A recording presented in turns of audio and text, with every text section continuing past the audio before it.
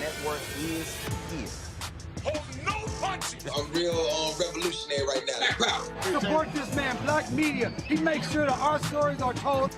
Thank you for being the voice of Black America, Roland. Stay black. I love y'all. All momentum we have now, we have to keep this going. The video looks phenomenal. See, there's a difference between Black Star Network and Black-owned media and something like CNN. You can't be Black-owned media and be scared. It's time to be smart. Bring your eyeballs home. You dig?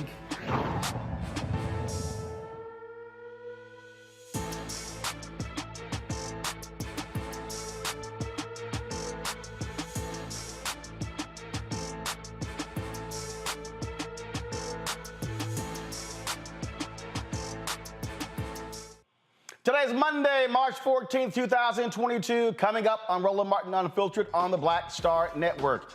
The U.S. Census Bureau admits the 2020 census overcounted and undercounted various demographic groups, Black people. We'll be breaking down the numbers with the Senior Director of the Census and Data Equity, the Leadership Conference on Civil and Human Rights. I will once again break down for you all who keep getting it wrong about funding for HBCUs. It continues. The white Ohio officer who killed 16-year-old Black Ma'Khia Bryant will not face any charges, and a Kansas family of a Black man killed by cops is suing for $10 million. Who's also being sued? Nas. Yeah, seriously, a photographer is suing Nas because Nas posted a photo of Nas with Tupac. We'll talk to a copyright attorney about why Nas is being hit with this lawsuit. It's also Colorectal Cancer Awareness Month, the disease, of course, that killed Chadwick Boseman. We'll talk about that in our Fit, Live, Win segment with a doctor to explain the importance of early screening. Folks, it is time to bring the funk on Roland Martin Unfiltered, right here on the Black Star Network. Let's go. He's got it. Whatever the miss, he's on it. Whatever it is, he's got the scoop, the fact, the find. And when it breaks, he's right on time and it's rolling. Best believe he's knowing. Putting it down from sports to news to politics. With entertainment just for kicks, he's rolling. It's on Go, roll, y'all. It's Roland Martin, yeah. Rolling with Roland now. He's funk, he's fresh, he's real, the best, you know he's Roland Martin now.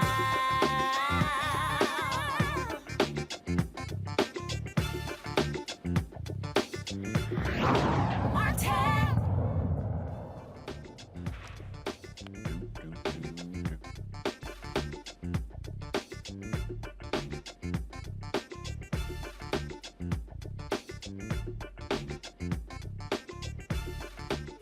All right, folks, 2 years ago, what did we say? Donald Trump and his MAGA idiots were going to do us wrong when it came to the census. Republicans in Texas did not want to fund any census efforts until those same idiots realized late in the game, oh, damn, we're going to lose out on money and representation in Congress if we don't count. So all of a sudden, they started late. And it happened all across the country. Why? Because the Republican Party did not want to count Black people, as well as undocumented workers. Why? Because they want to maintain the power of whiteness. So guess what? Now we know that there was a severe undercount in 2020. That's right, almost 20 million they missed as a result. Now, you might remember also that we were highly critical because the advertising agencies were freezing out Black-owned media like us, and we didn't get any money until the last month, and we kept yelling, hey, count the Black people. No, They wanted to do it their own way. This also was part of the problem. And so that's why we left with this undercount, looking at these numbers, folks. And you might say, all right, Roland, it's fine, it's undercount. But we told y'all, you undercount black people and Latinos, you also lose billions of dollars of federal funding. Joining me now to explain how the undercount happened is Ma'Khia Bryant. She's the Senior Director of Census and Data Equity of the Leadership Conference on Civil and Human Rights. So, Ma'Khia, look, everybody, all the civil rights groups kept saying, watch out, every 10 years, we have the same conversation. In 2020, in 2010, in 2000, in 1980, in 1980, in 1970, in 1960. I mean, because we know the impact of being undercounted, and we saw it happening, and the Republican administration, Donald Trump, and the Republicans in these state legislatures didn't care, and now we're at a point where almost 20 million people were pretty much left out. Hi, Roland. Real pleasure to be here with you. It is incredibly unfortunate that we are looking at an undercount of our Black communities, of our Latino communities, of our American Indian and Native American communities. And what we know was that we had political interference, we had a pandemic, we had natural disasters occurring. But, you know, at the leadership conference, and as you just pointed out, we've pointed out that this is not just a 2020 issue. There has been a systemic undercount for decades of our communities of color. So what we've called upon is for the Census Bureau to rethink their operations so that we don't just accept the fact that we're undercounting. You know, doing more outreach can only get us so far. You just said you were asking people to be counted. We were part of a huge effort on a national level, on a state level, of trying to get every last person counted. But clearly, we need to rethink how we're approaching our communities and ensuring that their numbers are reflected. Well, see, one of the points that I was just making there when I was talking about in terms of how dollars were spent, I mean, we covered this, and one of the things that happened was that Young and Rubicam, I call them white ad agency, you know, they made a decision. They said, hey, we're not buying any newspapers or any print products that are under 50,000 circulation. Okay, that was stupid to me, because my whole deal is if you're trying to reach everybody, maybe what you do is you reach everybody by taking advantage of everything. Well, that pretty much froze out 98% of all Black newspapers in America, okay? And the strategy made no sense to me, and see, I know how that game is played. They didn't want to be bothered with the smaller papers. They would rather just, hey, give a big contract to a big media company. Okay, there we go, cool. Here, BET, you're Black targeted. Here's the money. Oh, here's another Black targeted. Yo, you got it. As opposed to those groups, those Black-owned media outlets, those Hispanic-owned media outlets that know people, know how to reach the audience, know how to talk to the audience, know how to program to the audience. That also plays a part of this, because you got to walk people through. Like, why in the hell should I fill this form out? You got to connect the dots. Not filling the form out could also screw your community. But when you don't have that outreach, you end up with this.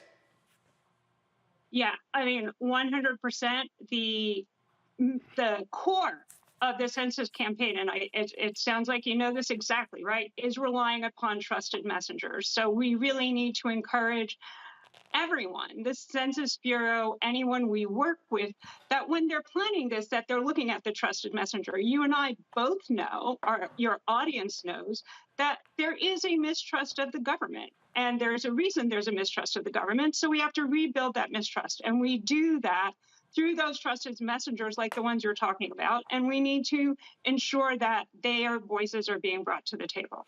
Well, one of the things that was a trip is that I was talking to Carol H. Williams' agency about this. And, you know, what they did was they said, all right, to reach Black people, we're just going to rely on these large major events. OK, you're right. COVID hit. Events didn't exist. And so all of a sudden, they had to recalibrate. And they recalibrated late because COVID hits in February, March, ramps up in April, May. They had all of these different outdoor events. They were trying to go to Essence Festival, all of these different places, and strategy went out of the window. And so as we kept going into 2020, it was like, and again, the agency that controlled the money froze out the Black ad agency. So they weren't even listening to Carol H. Williams. And so all of a sudden she's like, hey guys, you might want to recalibrate, you might want to figure out a different strategy. Here are the digital platforms, how to reach people. No, they were arrogant about it. And so then the people who are always in control, this is where politics matters. Who is in control of the White House when this matters as well? And so when you have Republicans in control, frankly, they aren't going to be as aggressive when it comes to trying to count everybody because they're playing politics. That's exactly what Donald Trump and his MAGA minions did. Yeah, I understand and I hear you, Roland. And, you know, the pandemic hit. Actually, it's even crazier than you think. I'm actually based here in New York City. The census forms started coming out on March 12th.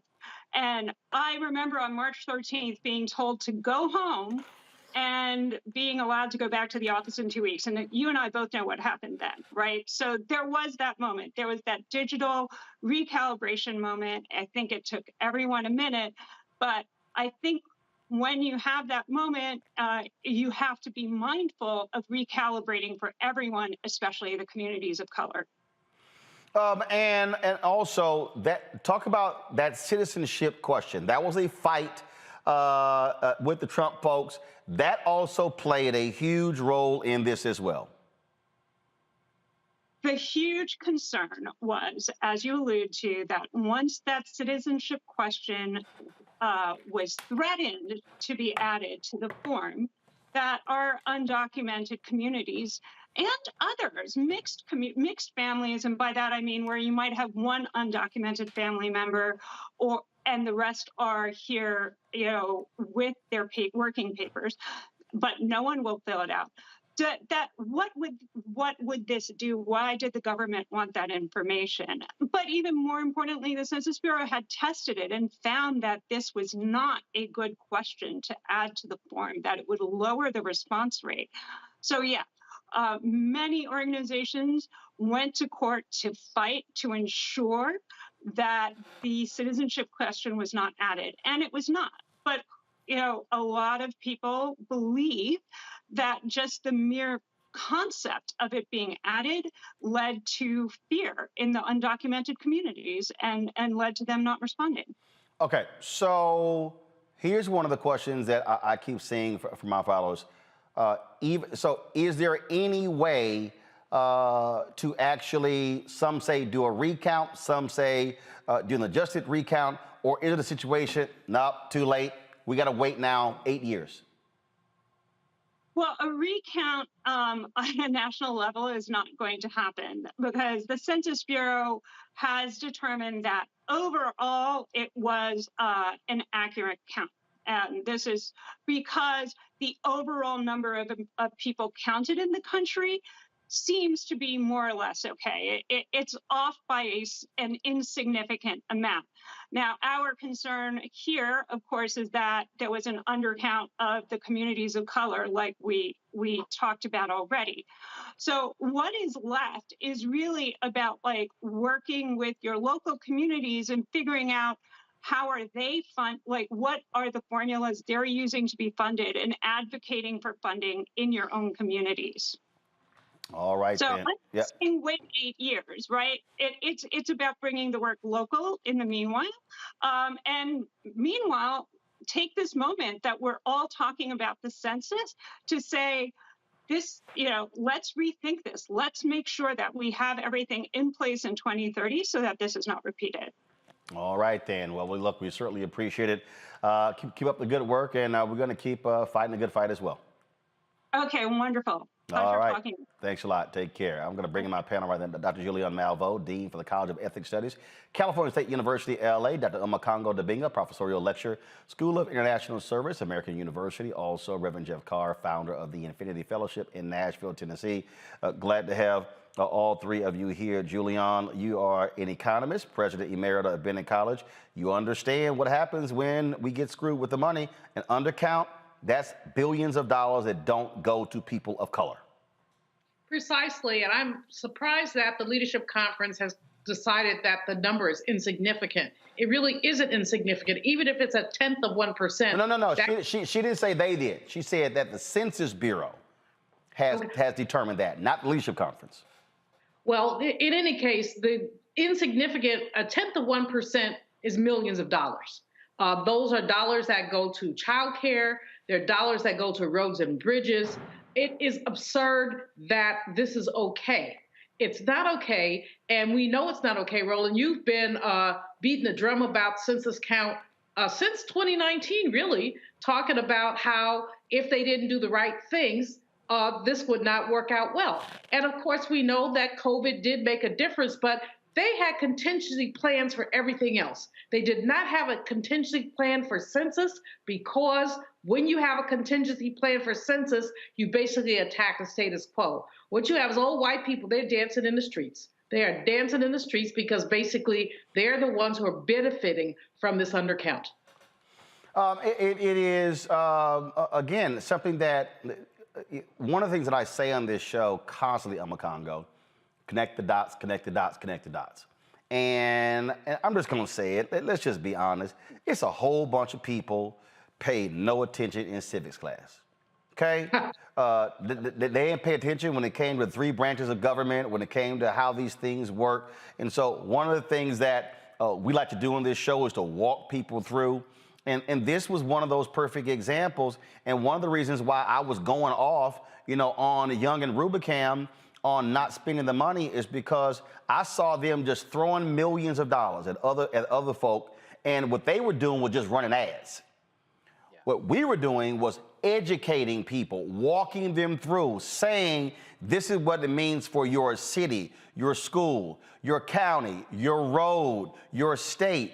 And so that's part of the deal as well. And that's why, and the people who are watching, and I love these people who go, man, you trying to sit here and get the money. You damn right. How do you think we put on special programming to teach people? Folks have no idea. And I'm sorry, just running a commercial on BET ain't gonna do it when it's a 30-second spot. No, you literally have to teach and educate people so they understand what this means. Absolutely. And none of these networks were doing that. CNN, all of these guys, the most they did was talk a little bit about the citizenship question. There was nothing targeted towards us in terms of the education that was needed. And we're looking at places like New York. It's about to lose a congressional seat because of 89 short of, in terms of numbers counted, is leading them to lose a census, to lose a congressional seat. Not 8,900, not 890, 89. And so we have to develop a stronger level of sophistication, because people can call Trump crazy and racist and all of these things, but what the Republicans do under him was genius in terms of how they attacked it to get the numbers that we have today. They won, whether we like it or not. Trump is gone, but he won. They knew that they would undermine the agency in every way, shape, or form, and they did that. They knew by putting, like you just said with Ms. Anand, the issue with the citizenship question, even though they lost in court, they knew just putting it out there was going to be enough to turn some people off.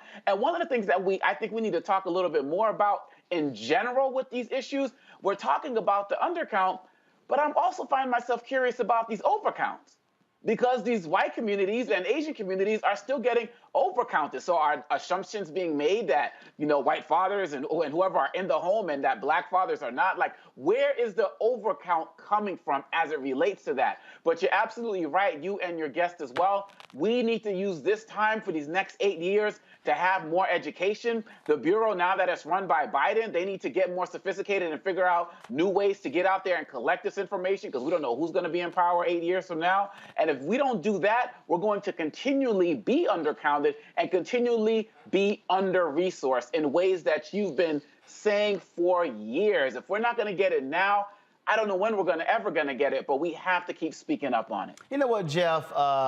Some idiot on my YouTube channel, Caton Baseball Footage, goes, census was able to be done online. Stop making excuses for black folks' lack of participation.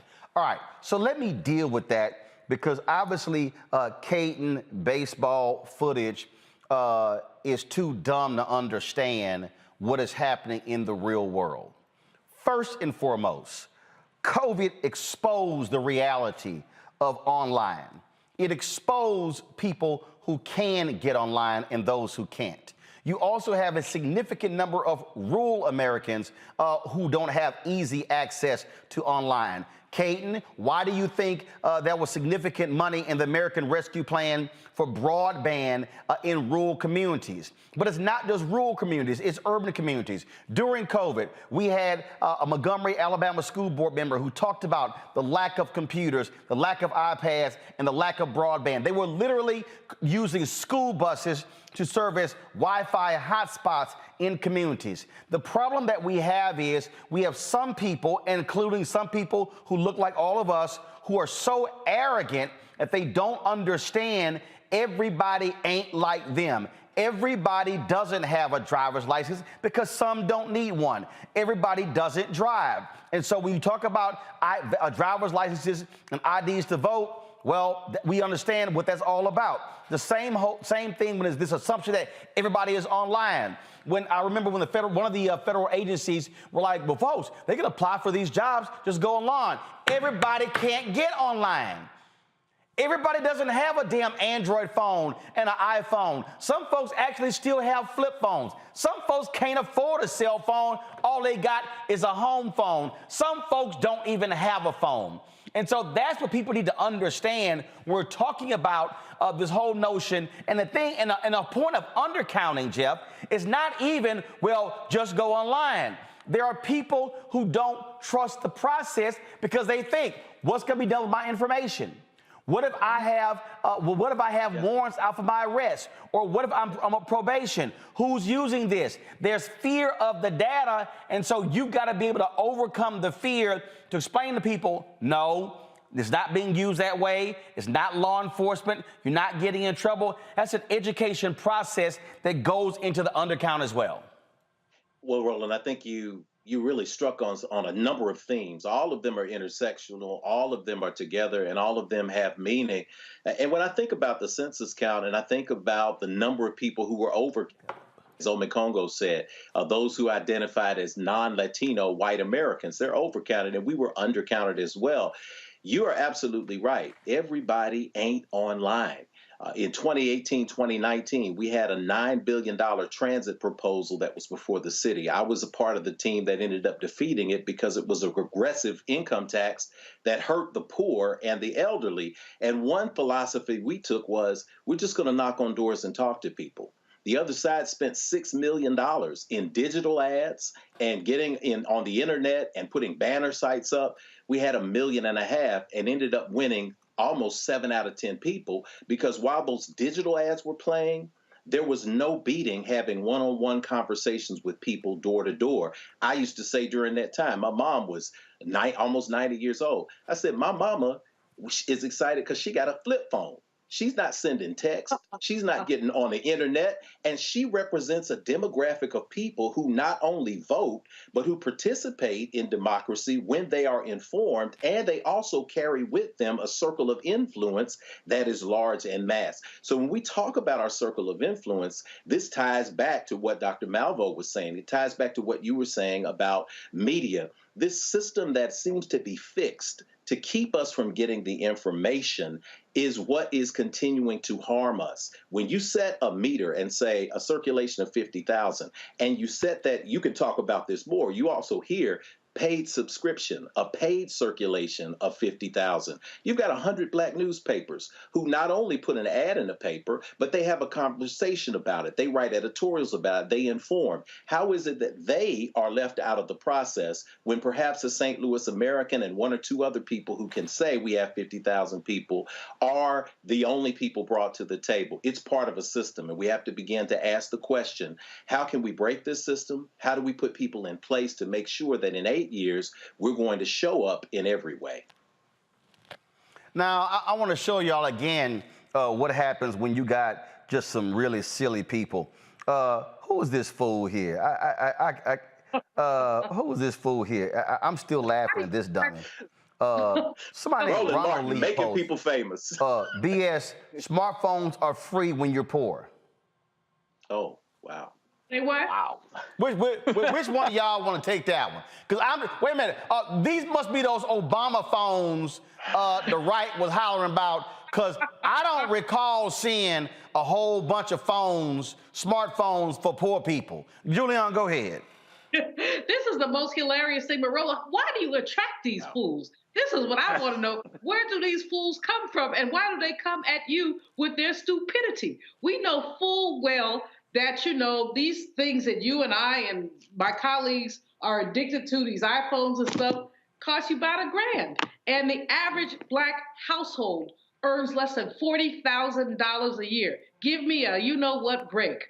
This is just nonsense, but we know that it's nonsense, and you know that there are people who are coalescing to try to make excuses for their racism. And that's just what it is. Let's just call it what it is. Let's not talk about ads and this and that. Let's just a pure, unadulterated racism that has attempted to marginalize the counting of Black people. That's what we have to call it. And when we call it that, then we know what time it is. Well, and I'm just laughing. And this is not just, for me, this is not just even when you talk about racism and white. It's some arrogant Black people who fall for this stuff, Congo.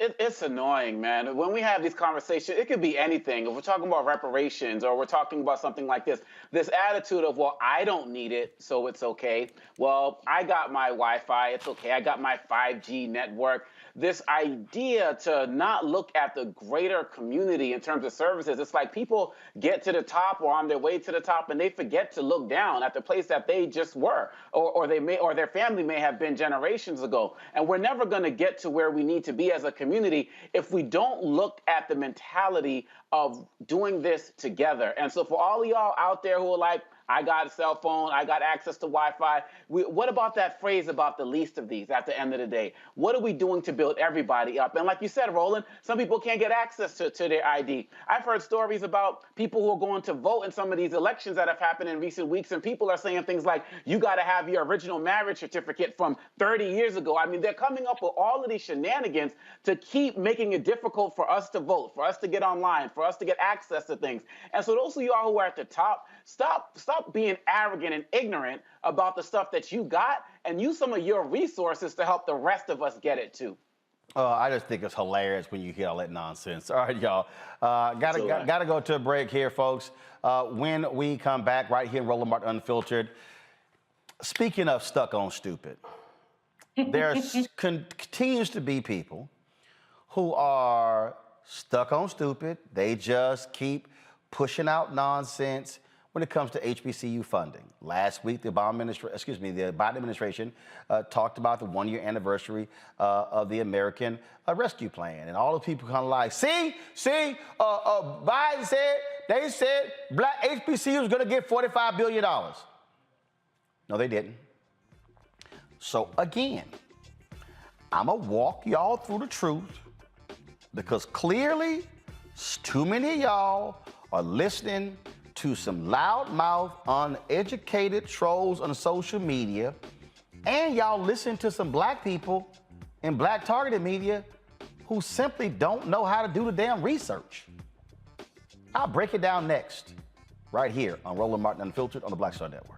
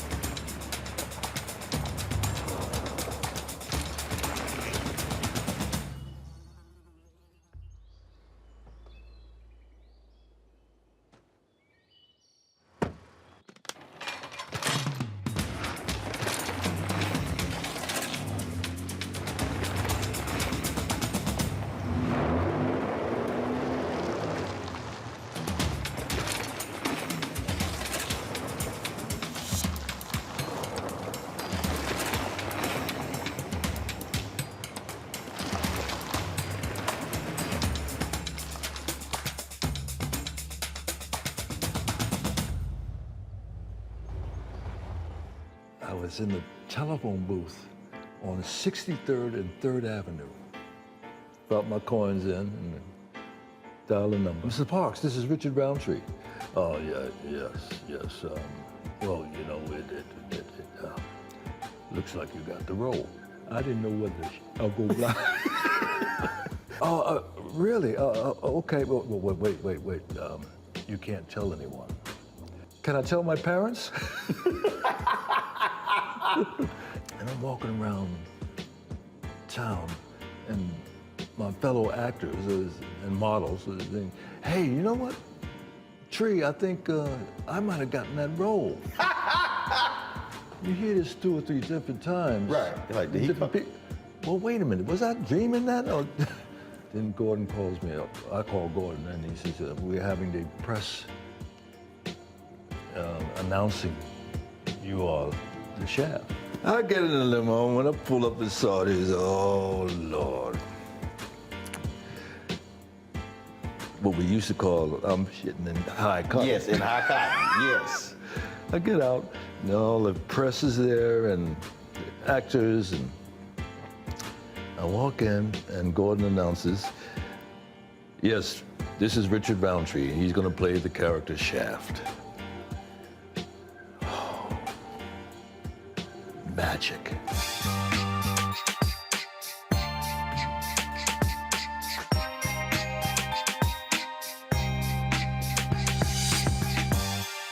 What's going on? This is Tobias Trevelyan. Hey, I'm Amber Stevens-West. Yo, what up, y'all? This is Jay Ellis, and you're watching Roland Martin Unfiltered.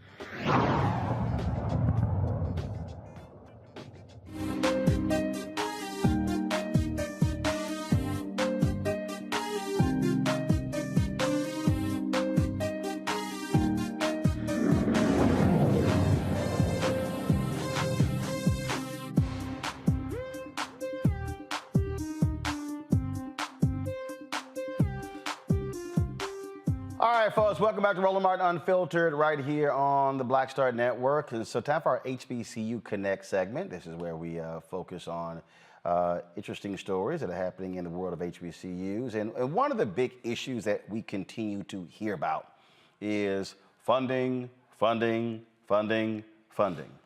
And there are so many misconceptions about where we are. And part of that is because we've had awful reporting by mainstream media, folks who act as if they don't know how to read or pick the phone up and actually call somebody when it comes to these things. And so one of the things that happened a few months ago was when the Associated Press did this story about HBCUs, and then Newsweek turned around and did the story. And it was the Newsweek story that went crazy. And so this was the story right here, okay? This was when Newsweek did this story in October 5th, 2021. HBCU funding falls from $45 billion to $2 billion under latest Biden spending plan. Lord have mercy, black people lost their damn minds. They start tweeting this story out. They start sending it out all across the country. Then you had all of the crazy folk. See, all you Negroes, y'all was supporting Biden. Biden sitting here cutting from $45 billion to $2 billion. So let's start here. Nowhere did President Biden say, we're going to do $45 billion for HBCUs. You know what they said? $45 billion for HBCUs and minority serving institutions. Let me repeat that. For HBCUs and minority serving institutions. Now let's deal with some facts here. There are 103 historically black colleges and universities in the United States. 103. There are 411 Hispanic serving institutions. Now you might ask, the Hispanics got 411 colleges? No. It's Hispanic serving institutions. How do you qualify to be an HSI? Well, 25% of your student body must be Hispanic/Latino. My alma mater, Texas A&M University, is an HSI. It is called a Hispanic Serving Institution. Wait a minute. 55% of all the people at A&M are white. It's a PWI. Yes, it is. But it also qualifies as an Hispanic serving institution. Most major colleges and universities in America are HSIs. So you might ask, wait a minute. So there are 103 HBCUs, so there are 411 HSIs. So let's go to the American Rescue Plan. Their HBCUs got $2.7 billion in the American Rescue Plan. HSIs got $11 billion. I've seen some trolls out there on social media. See, that ain't right. The Hispanics got more. There are 103 HBCUs. There are 411 HSIs. If you actually do the math, that means that they probably are going to get 3 to 3.5 times more money because there are more of them. $2.7 billion for 403 colleges. $11 billion for 411. That's just one. So we're just walking people through facts here. Now, I showed you the Newsweek story. And we have debunked that story. We have told you. But I don't understand why even black targeted media can't figure this out. This is last week. Charles Blow of the New York Times on his show on Black News Channel, and I don't understand why him and his staff, hell, I don't know why y'all ain't watching this show to learn what's happening in Black America, because clearly in 5-6 months, y'all was asleep because they literally showed this. And on Monday, the White House released a state-by-state breakdown of funding that's headed to 100 HBCUs. The $2.7 billion is part of the President's American Rescue Plan, which was passed just about 1 year ago today. Of course, you remember the HBCUs were originally supposed to get $45 billion in funding. That number was dwindled dramatically. A recent report in Forbes shed new light.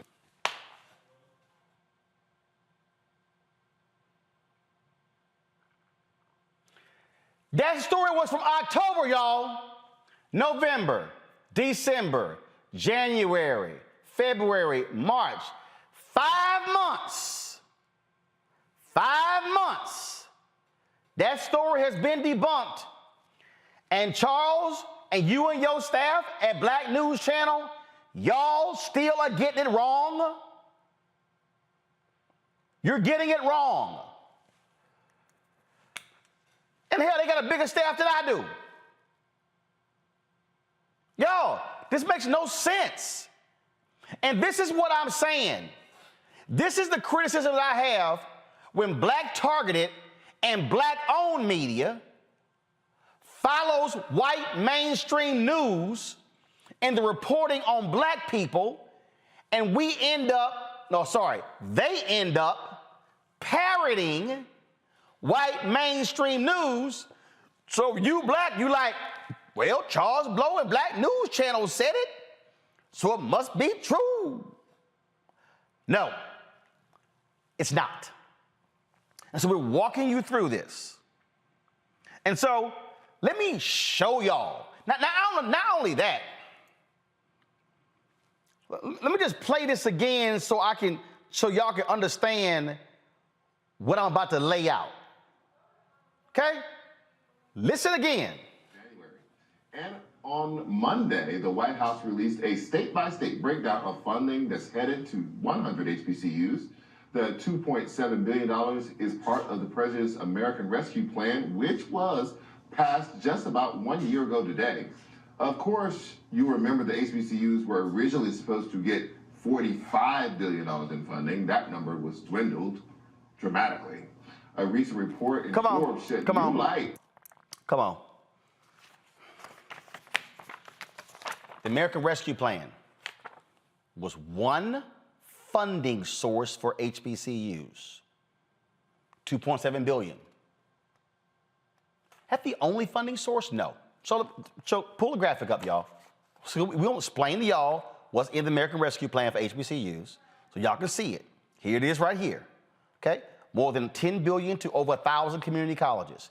More than $190 million to tribally controlled colleges and universities. Approximately $11 billion to Hispanic serving institutions. $5 billion to Asian American and Native American Pacific Islander serving institutions. Again, it says almost $1 billion to predominantly black institutions. Okay, keep going.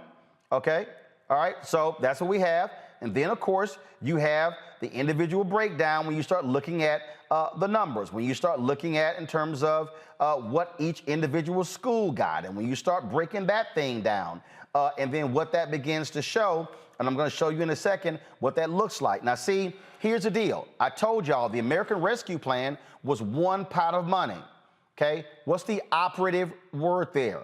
One, okay? One. That's not the only pot of money. So what did we tell y'all? And we broke this thing down on the show.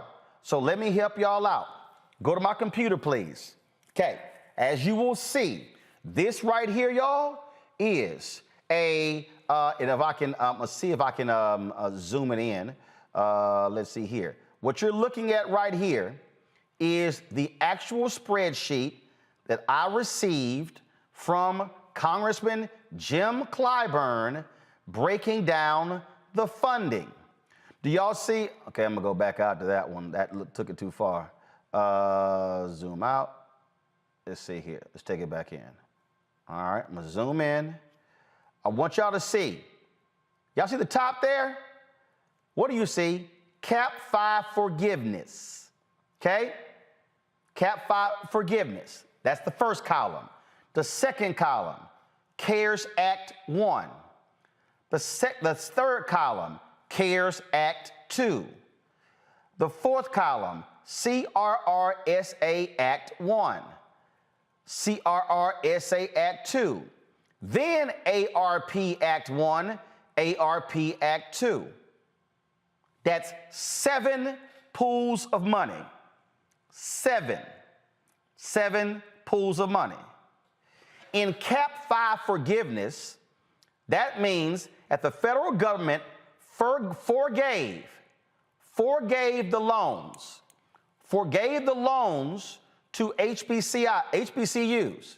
These HBCUs owed the federal government this money, so that what they said is, you know what, we're going to forgive the loans. Julian ran a HBCU. Y'all, if you are your loans forgiven, that's like getting money back, because you ain't got to pay the money back. You can sit here and just remove that from your budget. So you love not being able, you ain't got to pay money back. Let me zoom this out to 300%, okay? I want y'all to see. Now, here we go. Here we go. See that first? Come on, now show it. You see the Cap 5 forgiveness? Let me scroll all the way down to the back, down to the bottom. Y'all see all these schools? This is all the money that the federal government forgave. Florida A&M owed $111.8 million. Forgave that. Grambling owed $92.5 million. Forgave that. Hampton owed $48.7 million. They forgave that. Meharry owed $56.8 million. They forgave that. Morehouse owed $59 million. Morehouse School of Medicine owed $31 million. All forgiven. Morgan State owed $31 million. Philander Smith, $19 million. Okay, let's go to the bottom. Stillman owed $30 million. Okay, Spelman, they ain't owe nothing. Okay, Texas College, $10 million. Tuskegee, $126 million. Go down to the bottom. What does that say? Total. 1.6. They forgave $1,603,382,977. All right, we're gonna go to the top. Okay, second column. I'm walking y'all through this because folk don't get it. All right, let's go back to my spreadsheet here. CARES Act 1, CARES Act 2. What the Biden people released last week was it. This is CARES Act 1.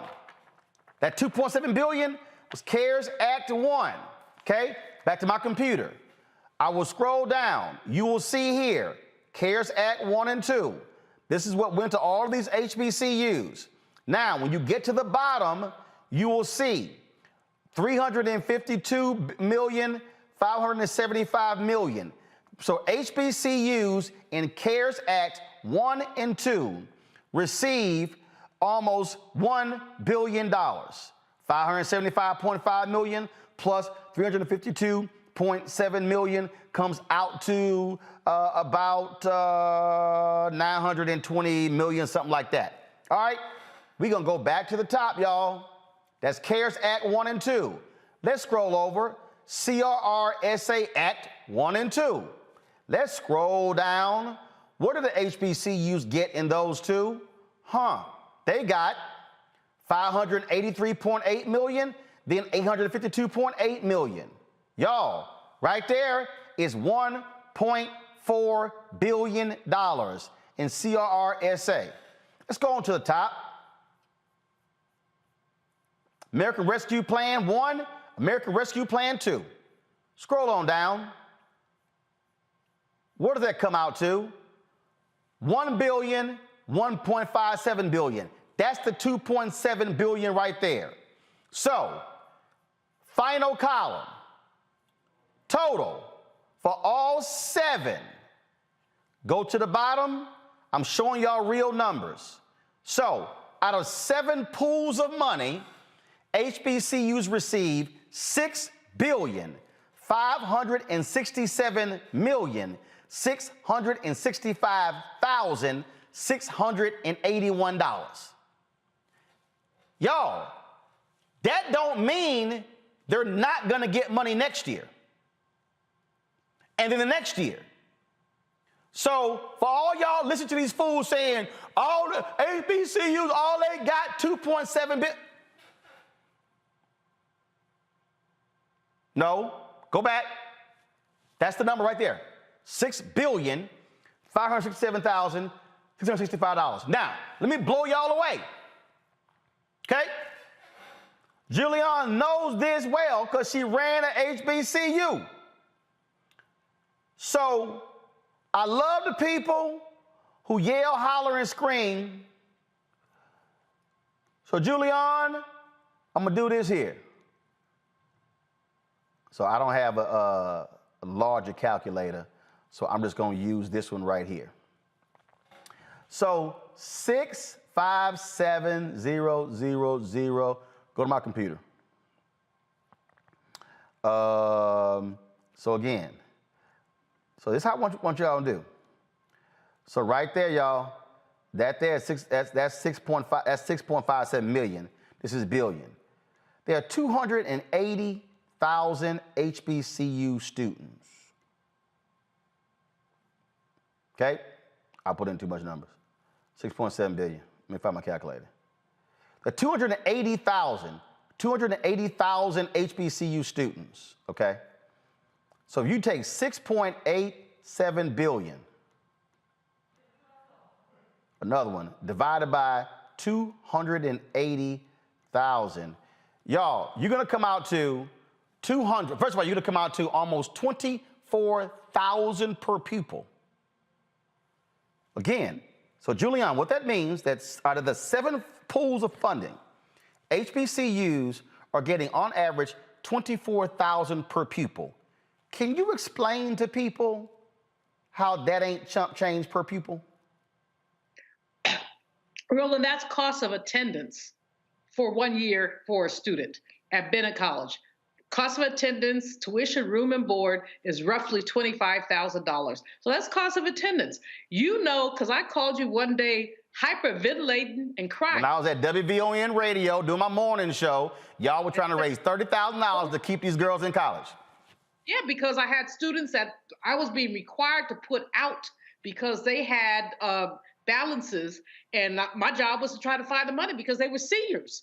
You want to put seniors out when they're about to graduate, but if they owe, because the federal agencies, and I hope that Vice President Harris has also worked with some of these agencies to make sure that we don't have to use the stringent guidelines to put people out. But that money really helps. It really, truly helps. I have to tell you, that first year that I was at Bennett College, I thought I was a beggar with a tin cup. I think everybody I knew, you, Susan Taylor, Reverend Jackson, I was just begging. That's all I was doing, was begging, like, friends, please help me. And thank you, Roland, and many others, y'all did. But this really is monumental because when I went to Bennett, actually, we owed the federal government millions of dollars at an 8% interest rate.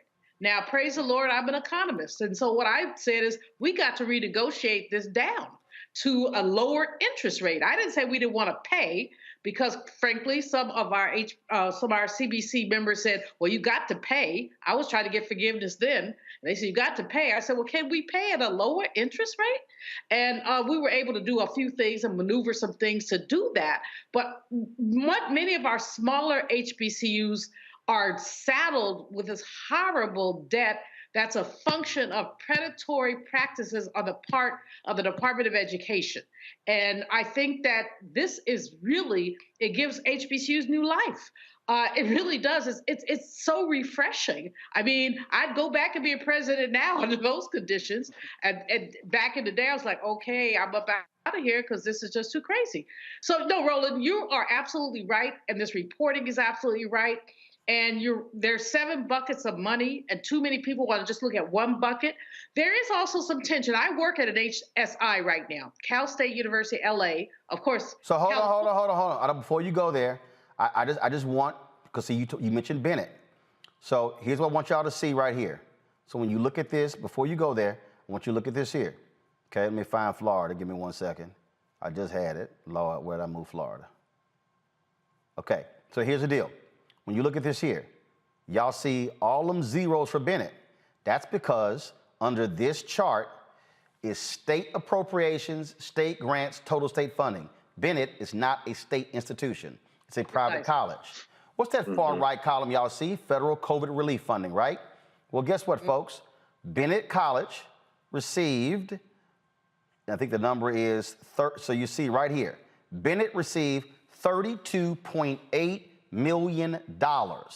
Where that arrow is right here, y'all, that's the Bennett line item, $32.8 million. I can guarantee you Bennett is very thankful to get almost $33 million in COVID relief funds. It's called fresh air. It's called fresh air for the president. It's called opportunity to build and to grow. It's called not having the shackles of debt where you have these darn banks and others pushing you. No, I have to tell you, this is good news in HBCU land. And presidents are basically dancing in the streets. And you're right, our privates who are covered by the United Negro College Fund, y'all contribute to United Negro College Fund. The privates get less money than the publics do because of the state money. So this is just it is so important and so amazing. And Roland, thank you for this coverage. Thank you for this opportunity for me to say, thank you, Brother Biden. But see, I'm going to sit here, and I love these. I got some fool on YouTube, Dre Smith, you shilling for the Democrats. Actually, no, I'm stating facts. Because see, for all y'all who sit out there just with you little keyboard gangsters, all y'all do is talk shit about CBC ain't that? Yeah, why don't you go tell Congressman Bobby Scott, who is the person on the House Education Committee, who is walking this stuff through. See, all y'all sitting here running y'all mouths, complaining, you just sitting here, I just think you just, no, this ain't shilling for Democrats, because what some of you fools don't realize is a couple of these bills actually happened under Donald Trump. Fools. Okay, for all you fools who know nothing about the Constitution, the Constitution states, anything dealing with money from the federal government has to originate in the House of Representatives. Come on now. Let me say it again to all of you fools who have never read the U.S. Constitution. Any funding bill in Congress, any bill dealing with appropriations called money must originate in the U.S. House of Representatives. There are only 2 CBC members in the U.S. Senate, Senator Cory Booker, Senator Raphael Warnock. There are 56 CBC members, which means 54 of the 56 are in the House. They represent the largest caucus on the Democratic side. So when y'all are sitting here, I don't know what the CBC doing. Hello, here you go. Because here's the deal. If the funding bills don't pass the House, it can't even get to the Senate. And so you should be thanking Congressman Bobby Scott of Virginia, Congresswoman Alma Adams of North Carolina, Congresswoman Joyce Beatty of Ohio. You should be thanking those CBC members who went to HBCUs, who are ensuring the money get there. See, so I'm sick of you punk asses sitting out here, and I don't care what letters y'all use. I don't care if your ass use ADOS, FBA, B1, B2, B12, stuck on stupid. I don't care. At least y'all should be operating from a set of facts versus just running y'all mouth, whining and complaining. They ain't doing this. Look, it don't lie. And just so y'all understand, because I've run the numbers again, when you look at what people have gotten, because I'm just going to go ahead and show y'all this right now, because again, for the folks out there who go, man, no, I'm showing y'all facts. And if Donald Trump and the Republicans had done this, I would show y'all the facts too. Because here's the deal. I don't care who's in power. I want to make sure our HBCUs are getting our fair share. But what I do know is when I start breaking down the numbers, when I start looking at where the money came from, when I start looking at what they actually got, what I begin to see is, let me show y'all this right here. Because, see, again, some of y'all don't see, Julianne talked about who gets the state funding. So let me drag some of y'all even further, okay? And I showed this last time, and I'm going to show it again because I think some people thought I was playing. Go to my computer. Look at Alabama A&M. Alabama A&M only received, in 2020, $47.8 million from the state of Alabama. $47.8 million. The number's right there. $47,864,622 from the state of Alabama. How much did Alabama A&M get in federal COVID relief funding? $207.5 million. That means that the Alabama A&M got 4 times as much money from the federal government in COVID relief funding than they got from the state of Alabama. Let me go ahead and make this even plain for you simple-ass Simons out there who can't understand. Now go back to the computer. Look at the number right there.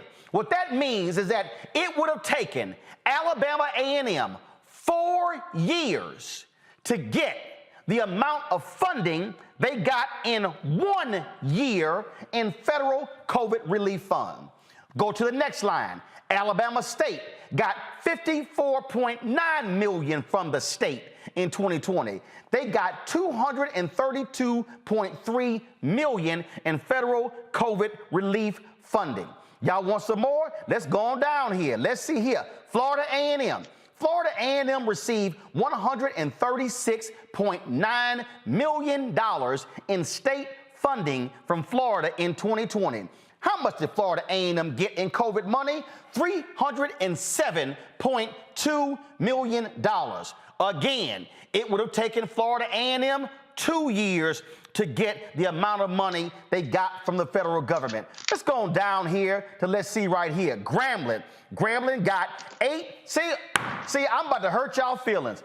Grambling State University got $18.9 million from the state of Louisiana in 2020. How much did Grambling State get in federal COVID money?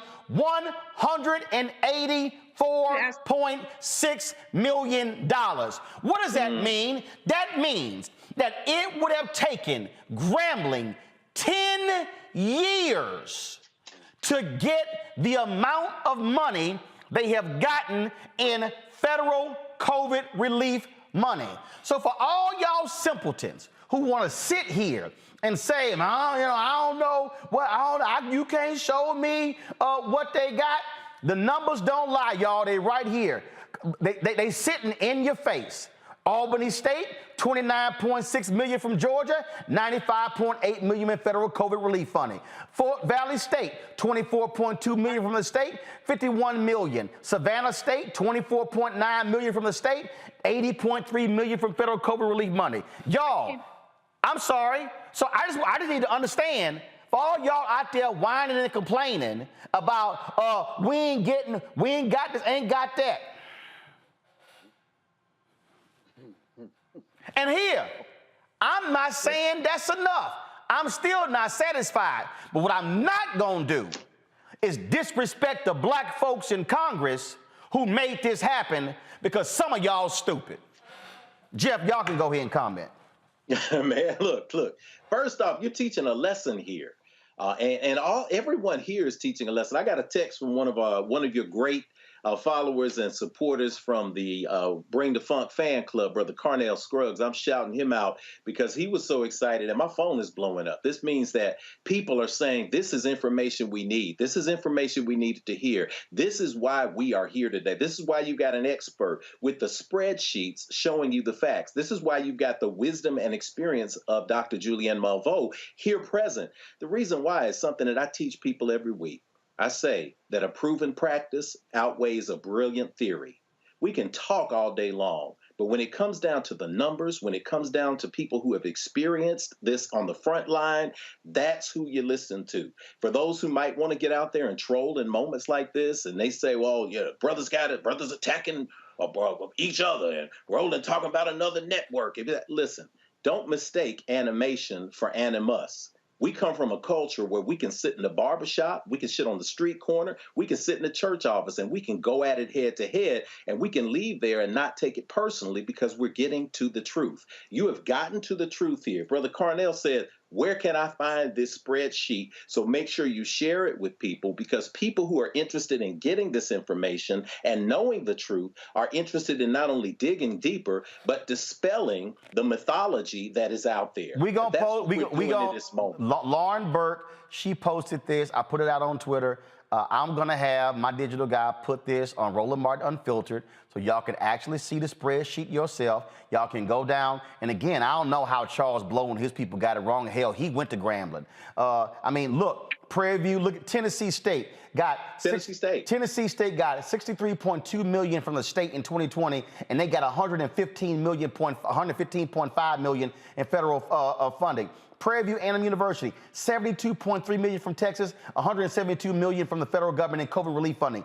TSU, Texas Southern University, got $67.8 million from the state. They got $267 million from federal government in COVID. Y'all, again, this ain't about who went to a HBCU. I went to Texas A&M, but damn, I know how to read.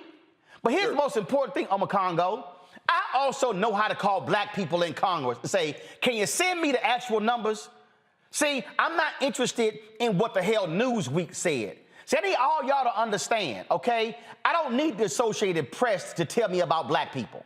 I don't need Newsweek to tell me about black people. I can pick the damn phone up and I can call any member of the Black Caucus to get the actual numbers. And that's my problem, Congo, when these damn black targeted and black owned media people repeat the bullshit from mainstream, and Negroes repost this shit on their Instagram page and their Twitter page and their Facebook page, and it becomes misinformation because they got to rely on mainstream when they should be listening to black owned people, black owned media who know how to do their own damn research.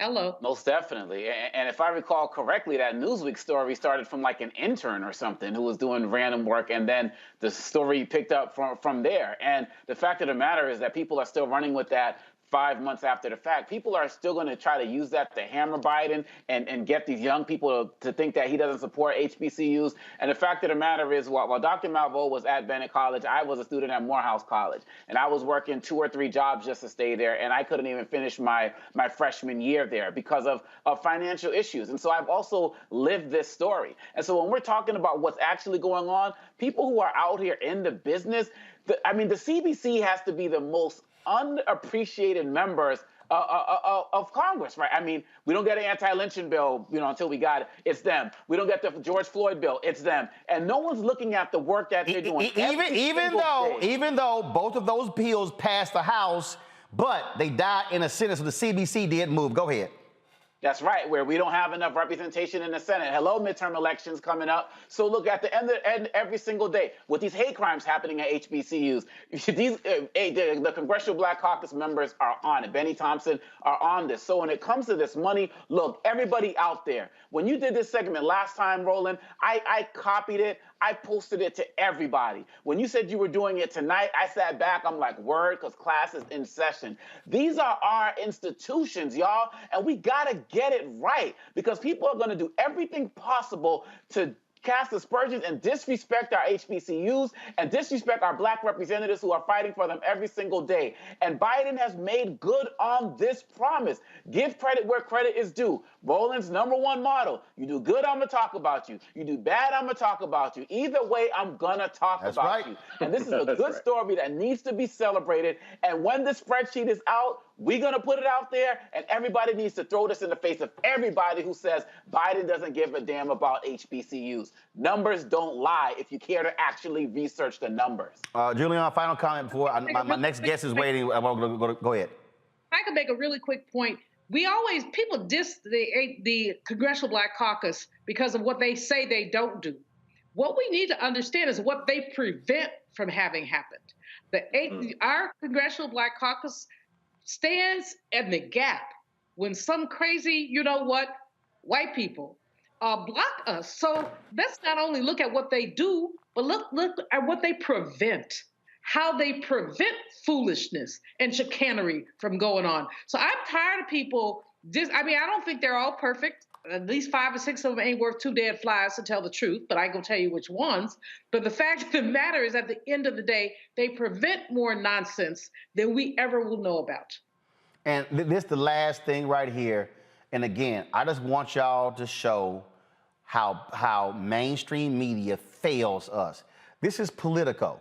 This is for their story from, and I'm sorry, Eugene Daniels, he black, and he screwed it up.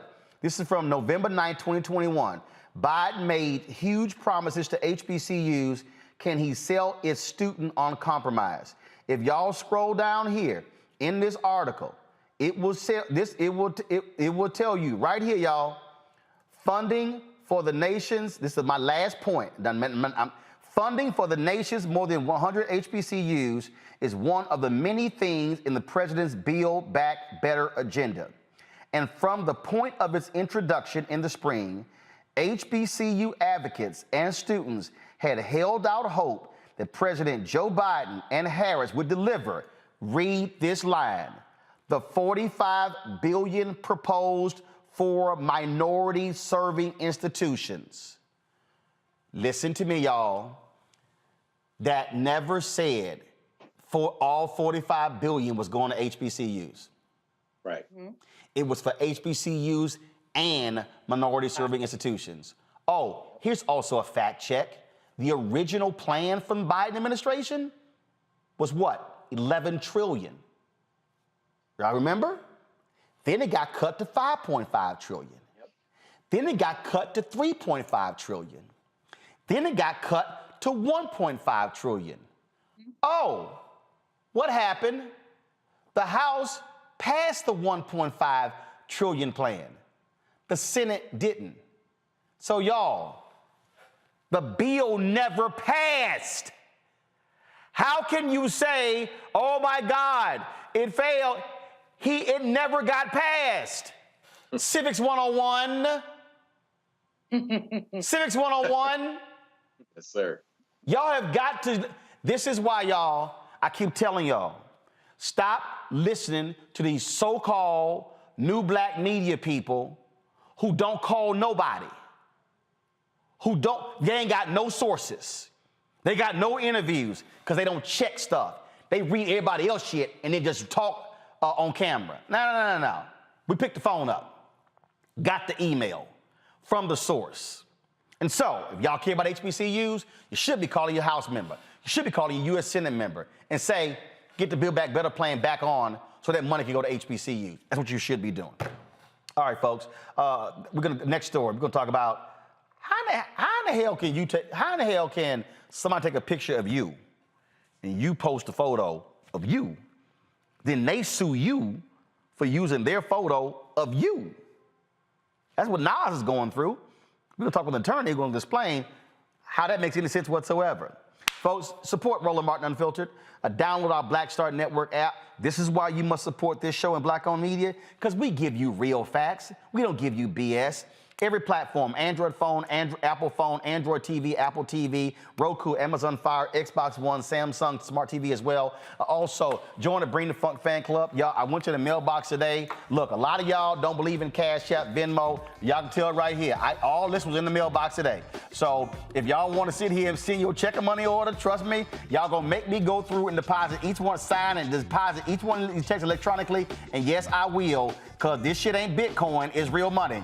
So P.O. Box 57196, Washington, D.C. 20037. Cash App is $RM Unfiltered. PayPal is R Martin Unfiltered. Venmo is RM Unfiltered. Zelle is Roland@RolandSMartin.com. Roland@RolandMartinUnfiltered.com. I'll be right back.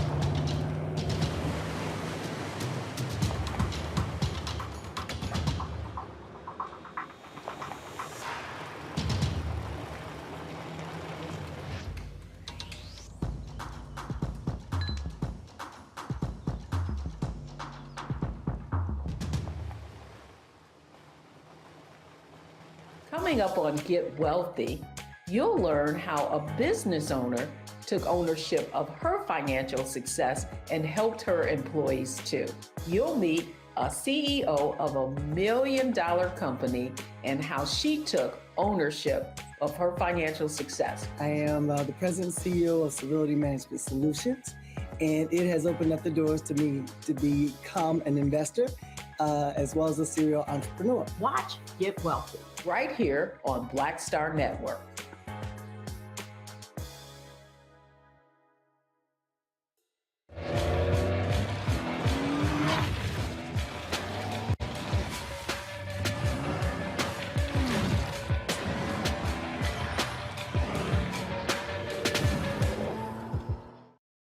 Pull up a chair, take your seat. The Black Tape with me, Dr. Greg Carr, here on the Black Star Network. Every week, we'll take a deeper dive into the world we're living in. Join the conversation only on the Black Star Network. Yo, what's up? This your boy Ice Cube. What's up? I'm Lance Gross, and you're watching Roland Martin Unfiltered.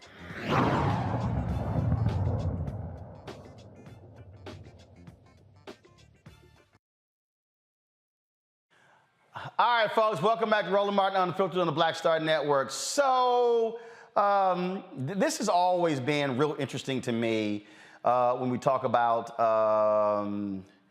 these folks who sue. So here's the deal. Nas recently posted a photo of him and Tupac back in the day.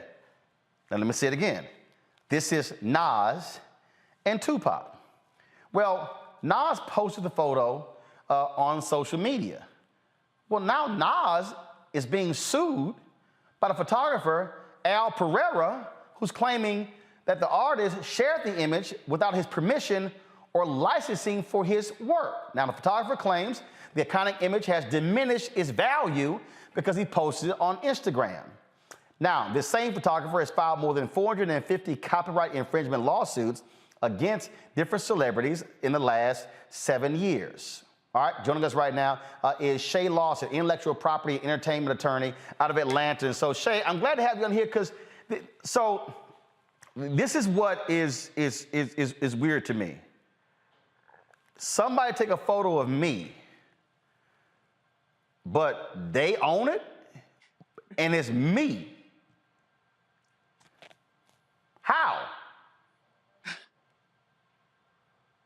That's just how it works, Roland. Copyright is with the author or the person who created it, not the subject. It's the person who took the picture, made the video, wrote the book. It's not the subject of the book. It's not the subject of the picture, the subject of the video. It's the person who actually made it. Okay, so explain to me then the difference, though, when CBS when they aired the MLK I Have a Dream speech, got sued by the King of State, even though CBS covered the event. CBS was using footage that they shot of the event, but they got sued, and that led to a situation where you got to pay the King of State because they allege that that was still Dr. King and his words, and they controlled his likeness and image. Correct. So there's a difference between the actual footage and somebody's likeness and image. And somewhere else in the media where it's come up recently is Jay-Z suing the photographer for the reasonable doubt photo, and they're in their own litigation, right? And so the idea is that people are only watching this because it's about Dr. King. You are using the celebrity of my name and likeness to draw people to a program they wouldn't watch if it was about Joe Schmo. So it's the same thing as a photographer. You could be an amazing photographer, but would people care about you if you hadn't taken that picture of Nas? If you hadn't taken that picture of Tupac, would people still care as much about you? And that's a name and likeness claim, completely separate from the ownership of the picture. Okay, hold up. So if I'm Nas and this person is selling a photo of me and I haven't given him permission for my likeness and image, how can he make money off of me selling a photo that I'm in? Boom. That's the argument right there. And I think that people are getting on Snoop for the wrong reasons. And of course, he's not an IP attorney, so he can't really articulate it. Don't worry about it. Don't worry about it. I'll call Snoop to explain it afterwards. So you go ahead and explain it so I can let Snoop know. Realistically, here's a caveat that the news outlets are reporting it, but the case was dismissed. It was filed and dismissed 8 days later. So that tells you, take from that what you want. But if I were Nas's attorney, I would countersue.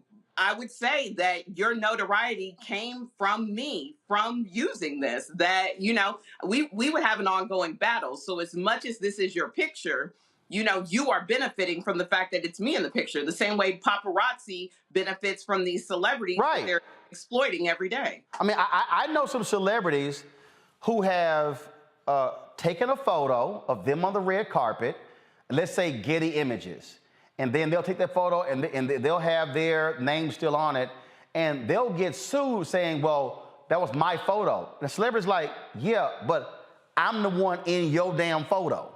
Yep. So basically, are you saying that let's say if I do that, if somebody's out there, so if I decide I'm gonna post some photos taken of me on my social media, and if somebody try to sue me, I'm gonna come back and say, hold up, your ass ain't got no right to profit off my name and likeness without my permission. I think, it's going to be a slippery slope, though, because on both sides, you have to prove that there was a damage, that you suffered some kind of damage. So this, I ain't get that money. Yeah, but the photographer from Nas is saying, oh, this diminished the value of my picture, where it's like, I could have made money off of having an exclusive with this other magazine, right? And so I think that there's going to be a back and forth there about whether or not you lost money or you gained money from using the picture that had your own likeness. Okay, so you said there has to be a damage there. Okay, so, but I'm still trying to understand, how can somebody make money off of me and they ain't asked me nothing? It's just the way the law is written. And there are a lot of laws that are going around right now, actually in California, for this exact reason, because, you know, paparazzi is so huge out in California, that would give celebrities a royalty-free license to use images of themselves, which seems to only help the photographers because it would make people more aware of them and their work. But these photographers are really relentless, and they're really cracking down on the celebrities, and it's honestly not fair. Well, I'll tell you, we had one attorney. It was hilarious. She actually threatened us with a lawsuit. We laughed at it, and my attorney hit her, and she said, Roland, she was young and dumb.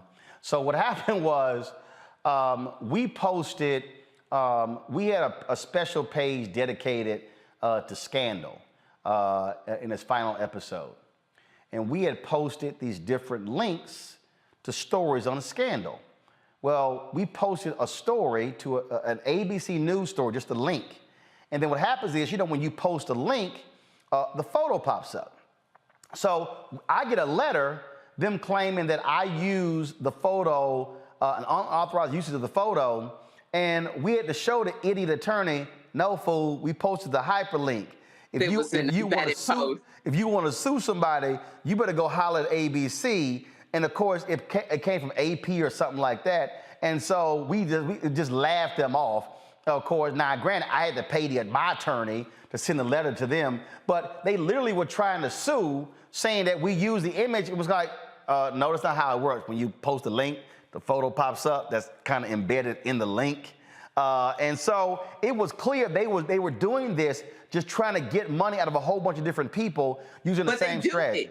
Roland, they do it. There are companies that specialize in this, and they go and they look for people who have websites, and they pulled images from Google, and they will send these. And guess what? The way copyright law is written is that if you have your copyright and you filed it before somebody infringed on it, it does not matter if they knew it was copyright. It doesn't matter if they knew it was against the law. It is called automatic statutory damages that can go anywhere from $750 to $30,000, and these companies know it. Jeff, you get a question, because I'm sure Jeff has a question. Ben, so, look, if you're a pastor and you're preaching and folks are circulating your words and using what you might say in a sermon. So Jeff, what you got for our guest? Hey, that's the least worry I have. That happens just every single day. You say something that registers, and then you look up at some kid on TikTok has said exactly what you're doing and remade everything. And that's just what's happening nowadays. I did a film, took me 19 years to make a film, and some kid comes along after we get distribution about 4 years ago, rips the entire thing, puts it on YouTube so he can get 70,000 views, and thinks it's absolutely okay. To our sister who's the attorney here, who's just, thank you so much for this wonderful moment of teaching people all of the ins and outs of copyright law. Let me ask you a question that begs some explanation for many people out there. The designation public figure, is there some space where if you're considered a public figure, people can use your image and likeness for commercial or non-commercial uses? Right. That's a really good question. There's a very thin line there. If you are a public figure, especially if you are a politician or something of that sort, where it is expected that there will be news coverage of you, that people will talk about what you're doing on a daily basis, there are allowances for that. And so then there's a line here when you're saying like a commercial purpose. And then you also have to think about how much is it going to cost. Roland just talked about the attorney's fees that he had to pay, right?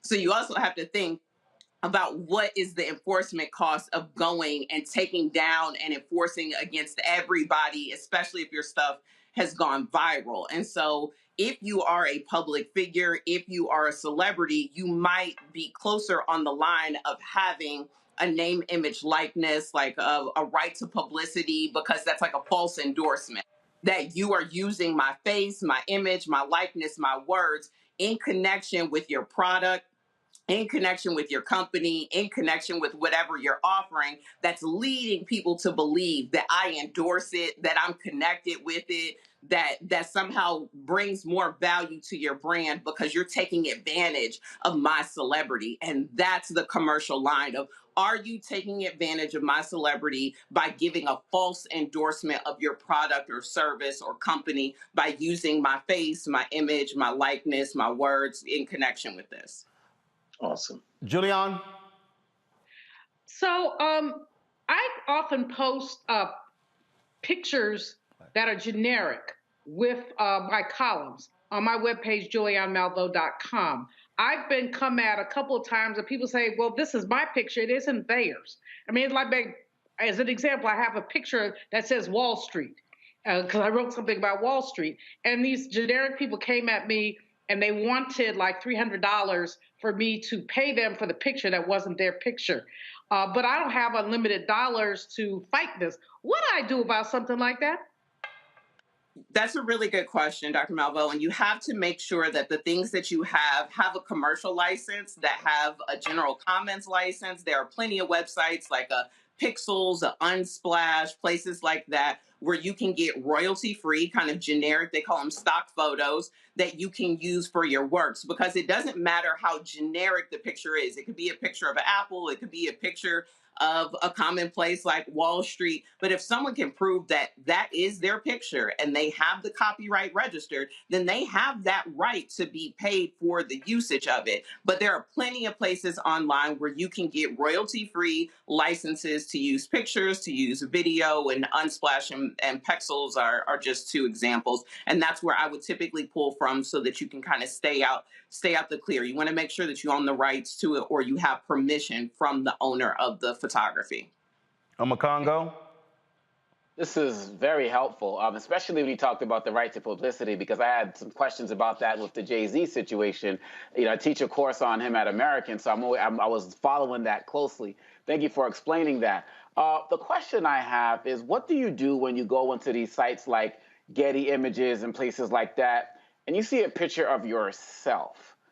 Because I typed in something to the effect of like black males or something like that, and I'm scrolling through the images for stuff, and I see me. So, what's that about? And you like, hold up, how in the hell y'all like, selling where's me? my money? Run me my coins. I know. There's two things to that. There's two things to that. One, you have no right to privacy in public spaces. So if you were in a public place and somebody got a picture of you, then it is what it is because you have no right to privacy. The second thing is, and it's like such small print things that people don't pay attention to, that we all kind of gloss over. But when you buy tickets to events, when you walk into places, there is probably a disclaimer that says that by attending this, by purchasing a ticket, you agreed to be photographed, featured, X, Y, and Z for any kind of purposes. And so you have to be really cognizant of these kind of very small print things that give you those rights. But on the other hand, you also, if you are the event producer, if you are the person who is getting the photography, you need to keep these rights in mind, because just because you paid that photographer does not give you the rights to the photos. You need to have a written agreement that says that in exchange for payment, you have the rights to use it. And these are the types of rights that you have to use the pictures, even if they are of yourself. And the same thing, if you have an event, you need to make sure that you have disclaimers that are clearly displayed and on tickets that let people know that if this is a private event, that you may be photographing them and what purpose you'll use it for, and that they're granting you permission by attending. Because I'm gonna give y'all a couple of examples. So for instance, when Oprah had her show, she had she had show photographers, but Oprah owned the photos. Mm-hmm. She owned the photos.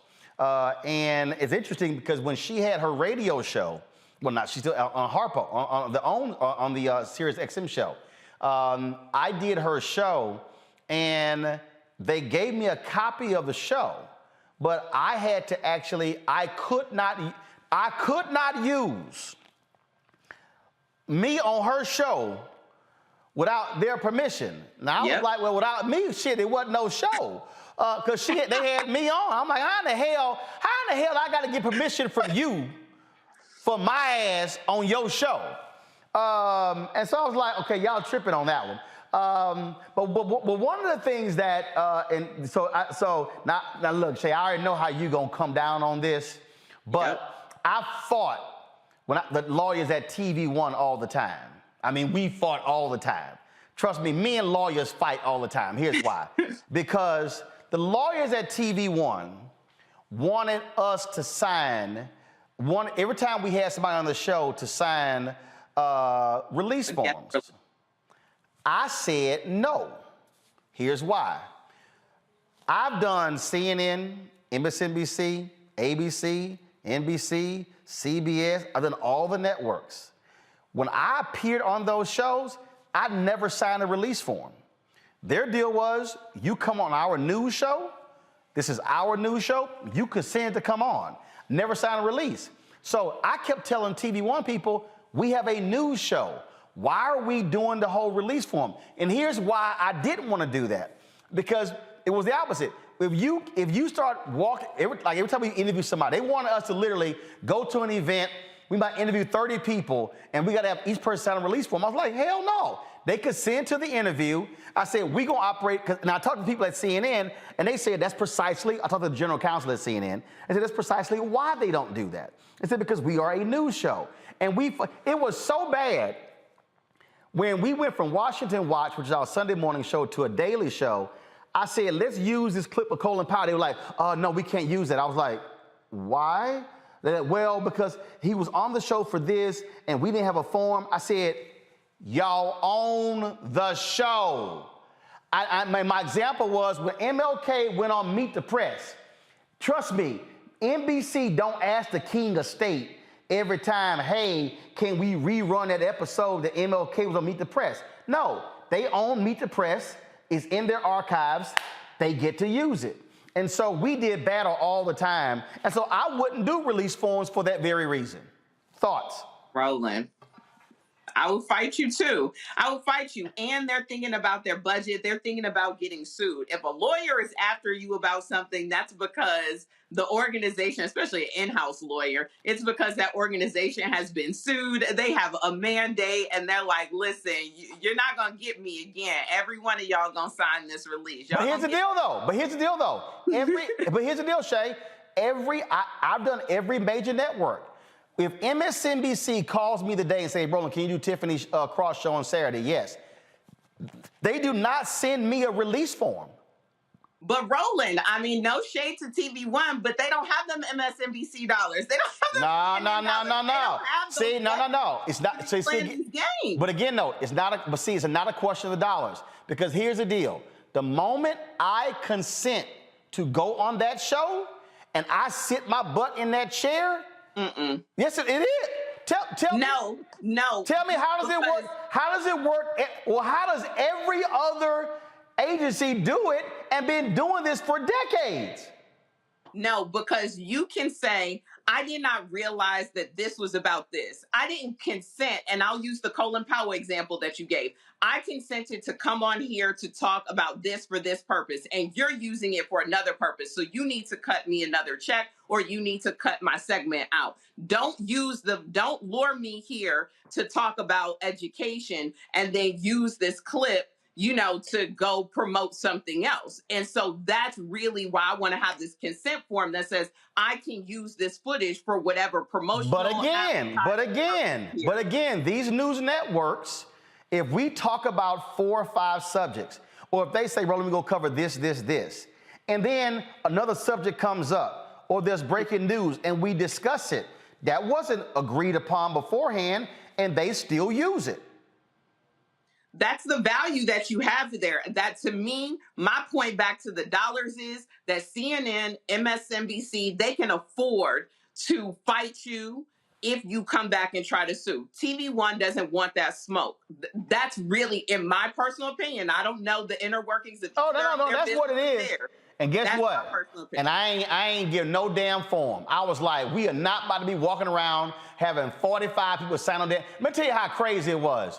We had Alfred Liggins, who was a CEO of the company, on the show, and one of the PAs walked into the green room and handed him a consent form, and he went, "Are you serious?" I said, "Say, man, go talk to your damn lawyers." I said, I think it's stupid too. Listen, you rather cover your butt, and just because everybody is doing it doesn't make it right. What your mom always tell you, just because everybody else over there doing it don't make it right. I'm telling you right. Consent forms, cover your butt. I'm telling you right now. And I'll sit there, and if somebody say, no, and I'll sit there, and if you try, I'm gonna say, "Did you appear on this network over here?" "Yes." "Did you sign a consent form when you went on ABC News?" "No." "So what's your issue right now?" I want that smoke.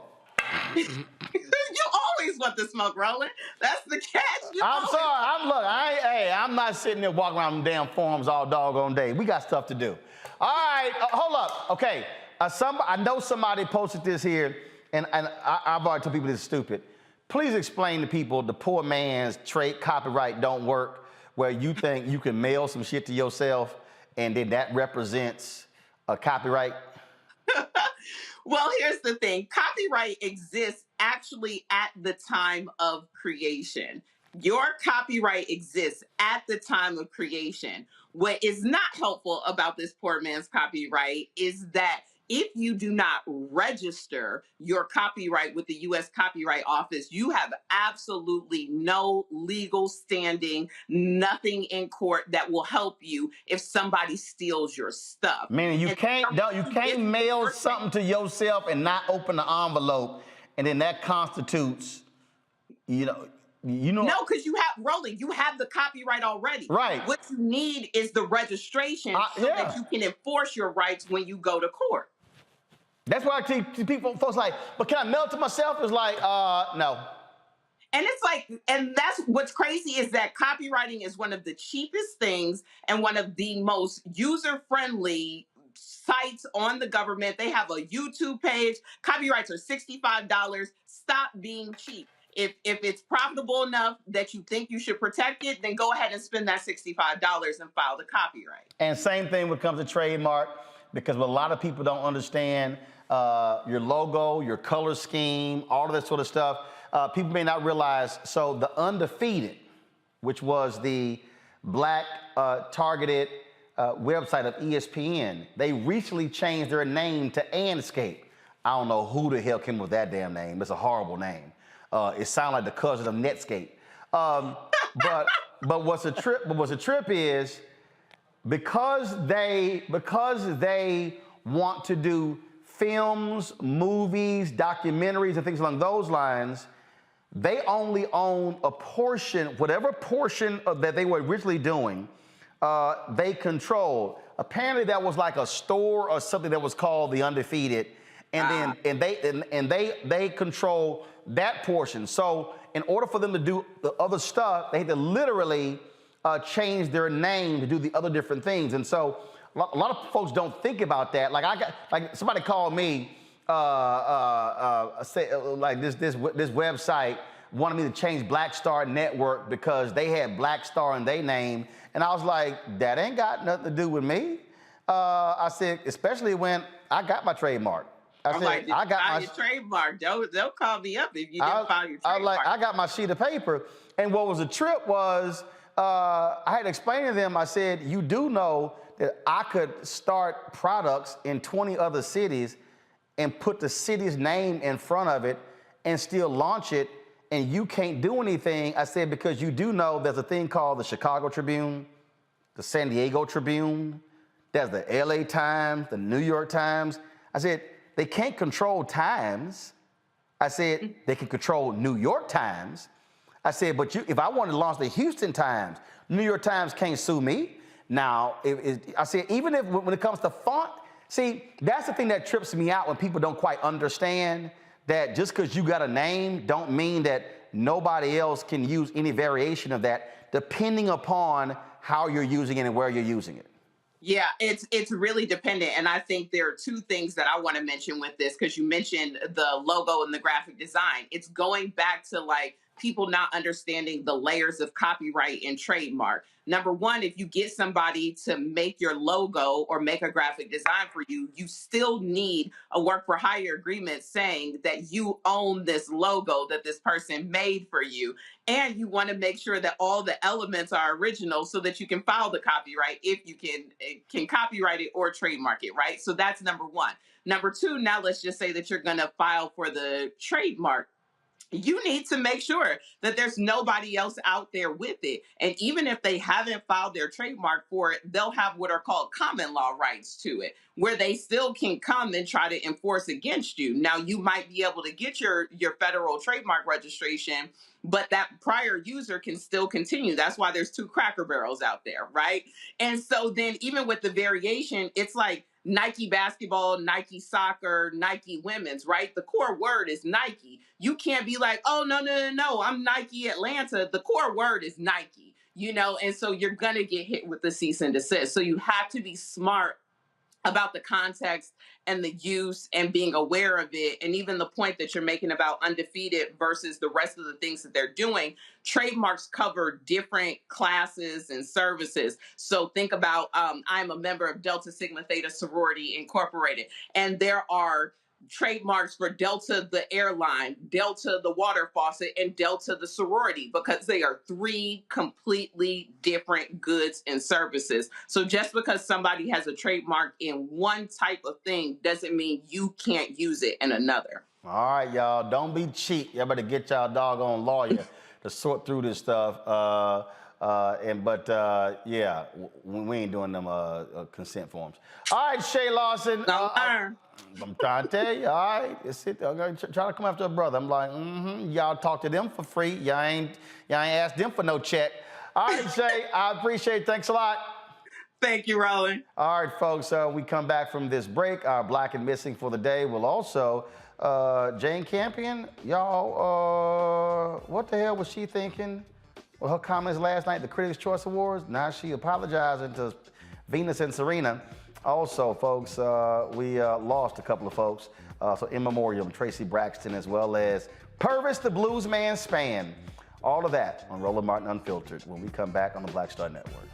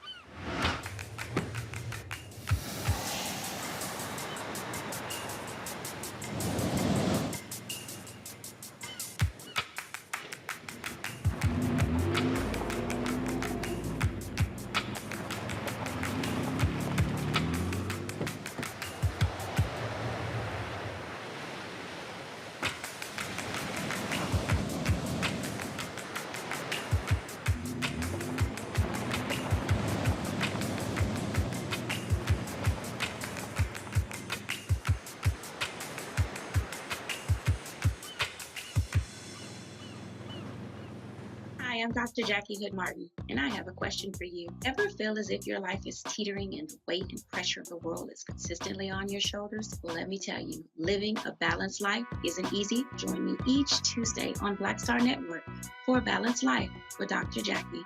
We'll laugh together, cry together, pull ourselves together, and cheer each other on. So join me for new shows each Tuesday on Black Star Network, A Balanced Life with Dr. Jackie.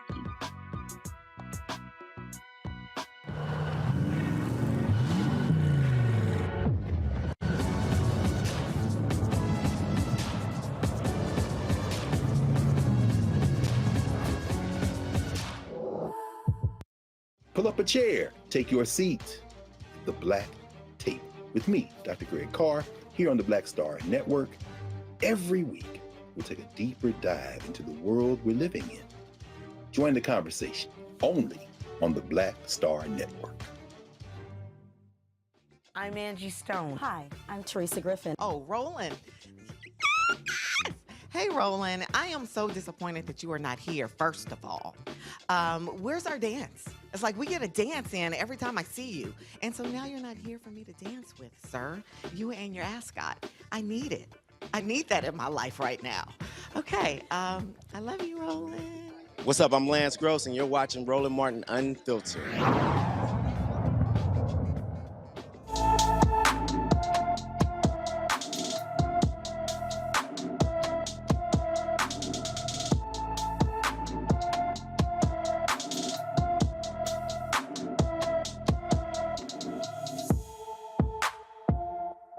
Tiana McLean has been missing from Chesterfield, Virginia since Tuesday. The 14-year-old may need medical attention. She's 5 feet 9 inches tall, weighs 123 pounds, with black hair and gray eyes. She disappeared on March 8th. Her hair was styled with red box braids. Tiana has a hoop ring on one side of her nose and a stud ring on the other side. Anyone with information regarding Tiana McLean should call the Chesterfield County, Virginia Police Department at 804-748-1251, 804-748-1251. An Ohio grand jury declined to indict the white police officer who fatally shot a black teenager last April. 16-year-old Ma'Khia Bryant was shot and killed by Officer Nicholas Reardon on April 20th, 2021. Of course, police were responding to a 911 call made from Bryant's foster home about a group of girls threatening to stab members of the household. Bryant was shot 4 times and died from those injuries. Some policing experts have said the officer used justifiable force as another person was in imminent danger because she was trying to stab her. In North Carolina, an officer was fired for pressing his knee into a black man's neck earlier this month. Ex-Deputy Aaron Edwards was arresting Gary Thomas for marijuana possession when bystanders recorded him pressing his knee into Thomas and dragging him into the courthouse. Police officials fired him after reviewing body cameras and security footage. The North Carolina State Bureau of Investigation will determine if criminal charges are going to be filed against the officer. The family of a black man shot and killed by a white Kansas City, Missouri cop in 2020 is suing the officer and the Board of Police Commissioners for at least $10 million. The Kansas City Star reports that Donnie Sanders' family alleges in the federal lawsuit that Officer Blaine Newton used excessive force when he shot Sanders in March of 2020. Sanders was not armed. The lawsuit also accuses the board, which oversees the police department, of failing to train officers properly in the use of deadly force. And this is not the first time Officer Newton has been publicly scrutinized for excessive force. In 2020, Newton was caught on video kneeling on a pregnant woman's neck. A black teenager whose viral arrest sparked outrage for excessive force was acquitted of 6 of 8 charges. Tazier Griffin was celebrating his graduation in Ocean City, Maryland, when police stopped him for smoking a vape pen last June. Police claim they asked for his ID several times before resorting to tasing him. Griffin and his friends disagree with the police's version of events. A judge dropped 7 of Griffin's charges, and he was convicted of disorderly conduct and has to pay a fine. He plans to appeal. And Major League Soccer is partnering with the National Black Bank Foundation in a historic agreement worth $25 million. This is the first time a major sports organization is partnering solely with black banks to borrow funds in history. The MLS organization says they hope this deal will help close the racial wealth gap. And folks, former President Barack Obama says he tested positive for COVID. According to a tweet from his official account, Obama said he feels fine other than having a scratchy throat. He says his wife, Michelle, the former First Lady, has tested negative for COVID. The Obamas say they have both been double vaccinated as well as boosted. Speaking of boosting, the CEO of Pfizer says a 4th dose may now be needed to protect you from the growing number of variants. Right now, the United States has recorded over 81 million coronavirus cases and more than 993,000 deaths since the start of the pandemic. But again, folks, they are saying that it might be time for a 4th boost, but wait to hear from what the CDC has to say. And in some HBCU news, the president of Prairie View A&M University is stepping down. Ruth Simmons led the institution for the last 5 years. During her time at the university, she increased scholarship endowments and created new graduate and undergraduate degree programs. Dr. Simmons previously served as the first African-American president of Brown University. Actually, it was a couple of universities she served the president of. She's done some amazing things at Prairie View A&M University. But she said clearly it is time for Prairie View to have a new leader. Juliana, it was very interesting reading her letter. I was sort of reading between the lines there. Not quite sure if there's some disagreement between her and the Texas A&M University System Chancellor John Sharp over the future direction of Prairie View. So I can't wait to talk to the people at PV to find out really what's going on. But reading her letter was a little interesting as I try to read between the lines. In reading between the lines, there may be some tension, but the other thing is that Ruth, and I admire her so very much. She's a role model for me and for any African-American woman who's been a college president. But when she went to Prairie View to stabilize it, she left Brown, she was in retirement, she was having herself a good old time, and she went there, she's an alum, to stabilize the institution. And so I think at some level, there may be some tension, but at another level, she done what she said she was going to do. You know, that biblical verse, go forth by a good and faithful servant. She's done what she said she was going to do, and maybe it is time for someone else. Well, again, I'm going to try to find out what's going on, of course, in my home state. Last thing, last night, y'all, they had the Critics' Choice Award. Shout out to Will Smith for winning the Best Actor Award for playing Richard Williams. And Jane Campion, she is the director of the film. She said this last night that, let's just say, pissed a lot of people off on social media. Give my love out to my fellow. Y'all have her apology? The guys. The nominees. And you know, Serena and Venus, you are such marvels. However, you do not play against the guys. Like I have to.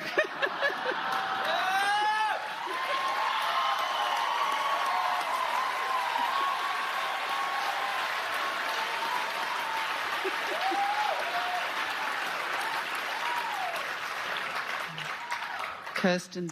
Well, of course, she won that for the movie The Power of the Dog, which she directed.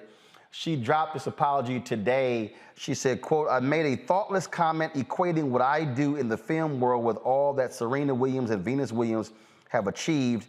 I did not intend to devalue these two legendary black women and world-class athletes. I must say, and again, let's... the thing that's quite interesting here, Jeff, is that a lot of people, a lot of sisters were like, okay, white woman, how you gonna center yourself on this night? That's what ticked a lot of folk off. I mean, from the moment she said it last night, Twitter was like having none of it.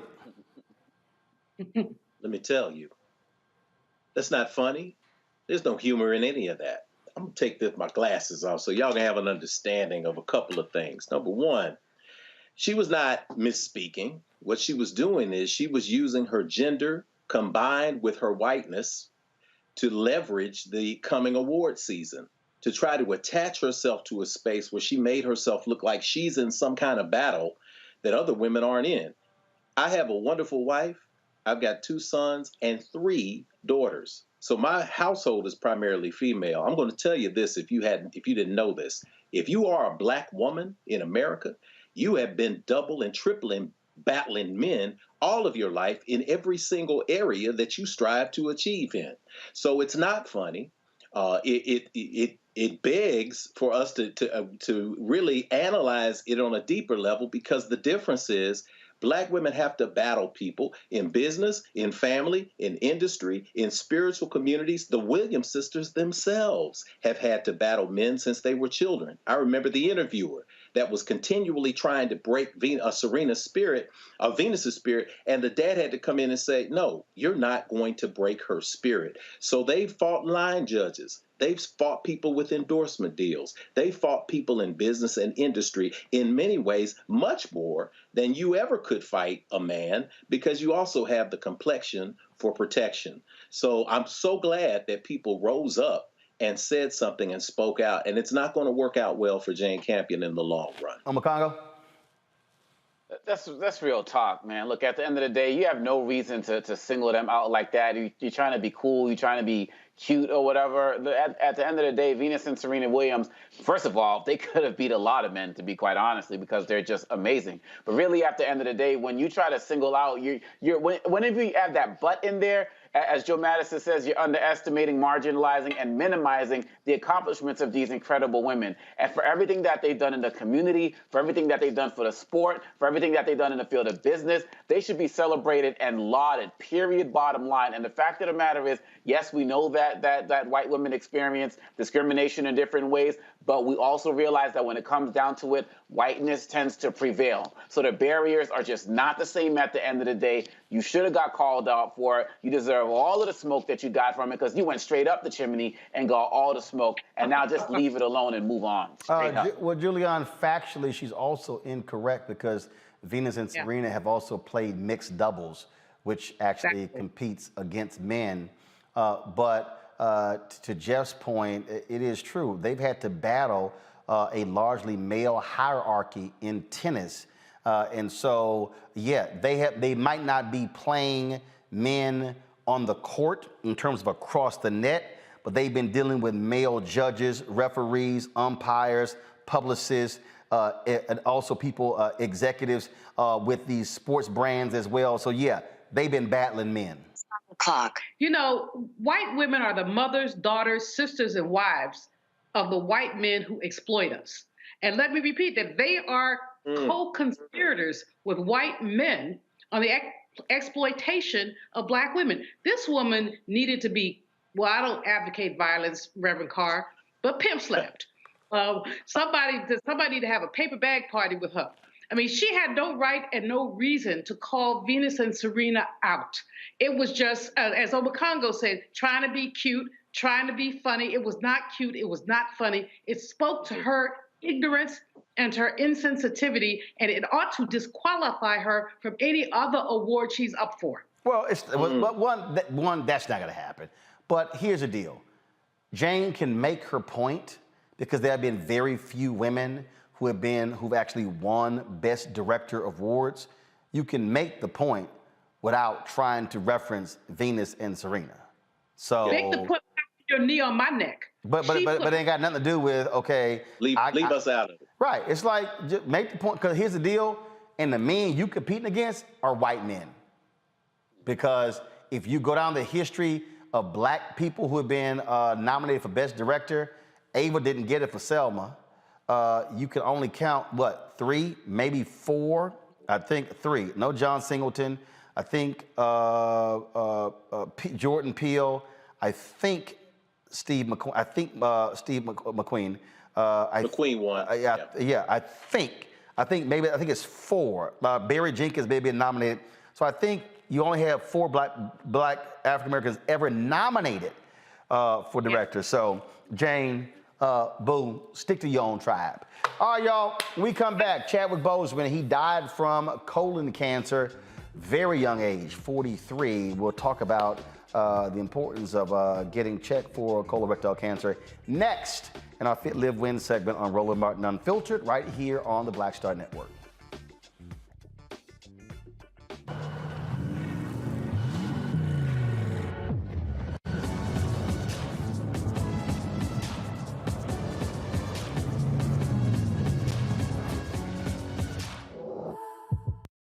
What's up, y'all? I'm Will Packer. Everybody, it's your man, Fred Hammond. Hi, my name is Brescia Webb, and you're watching Roland Martin Unfiltered. Well, I like a nice filter usually, but we can be unfiltered.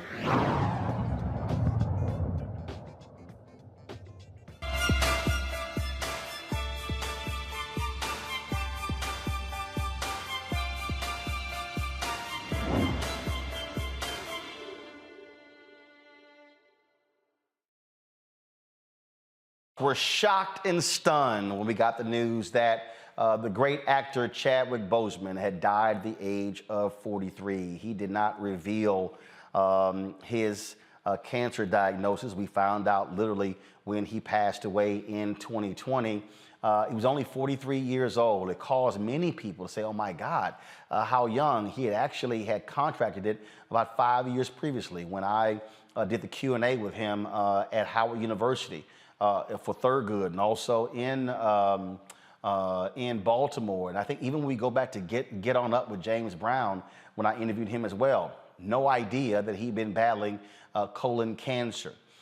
It is an issue that has greatly impacted African Americans, and we're seeing an increasing number of people who are contracting colon cancer at a younger age. Joining us right now is gastroenterologist Dr. Sophia Balzura, who joins us right now on Roland Martin Unfiltered. Doc, glad to have you on the show. Thank you for having me. Glad to hear. So first off,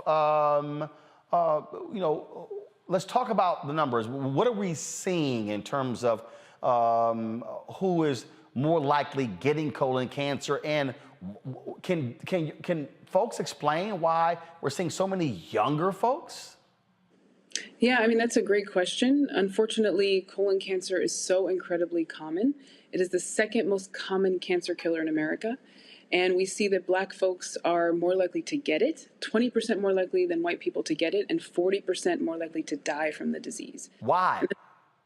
A lot of different reasons. Of course, some of it is the more traditionally, claimed access to care as an issue, but also all across the continuum, right? Which means decreased screening rates. It means, physicians less likely to recommend colonoscopy or other colon cancer screening methods.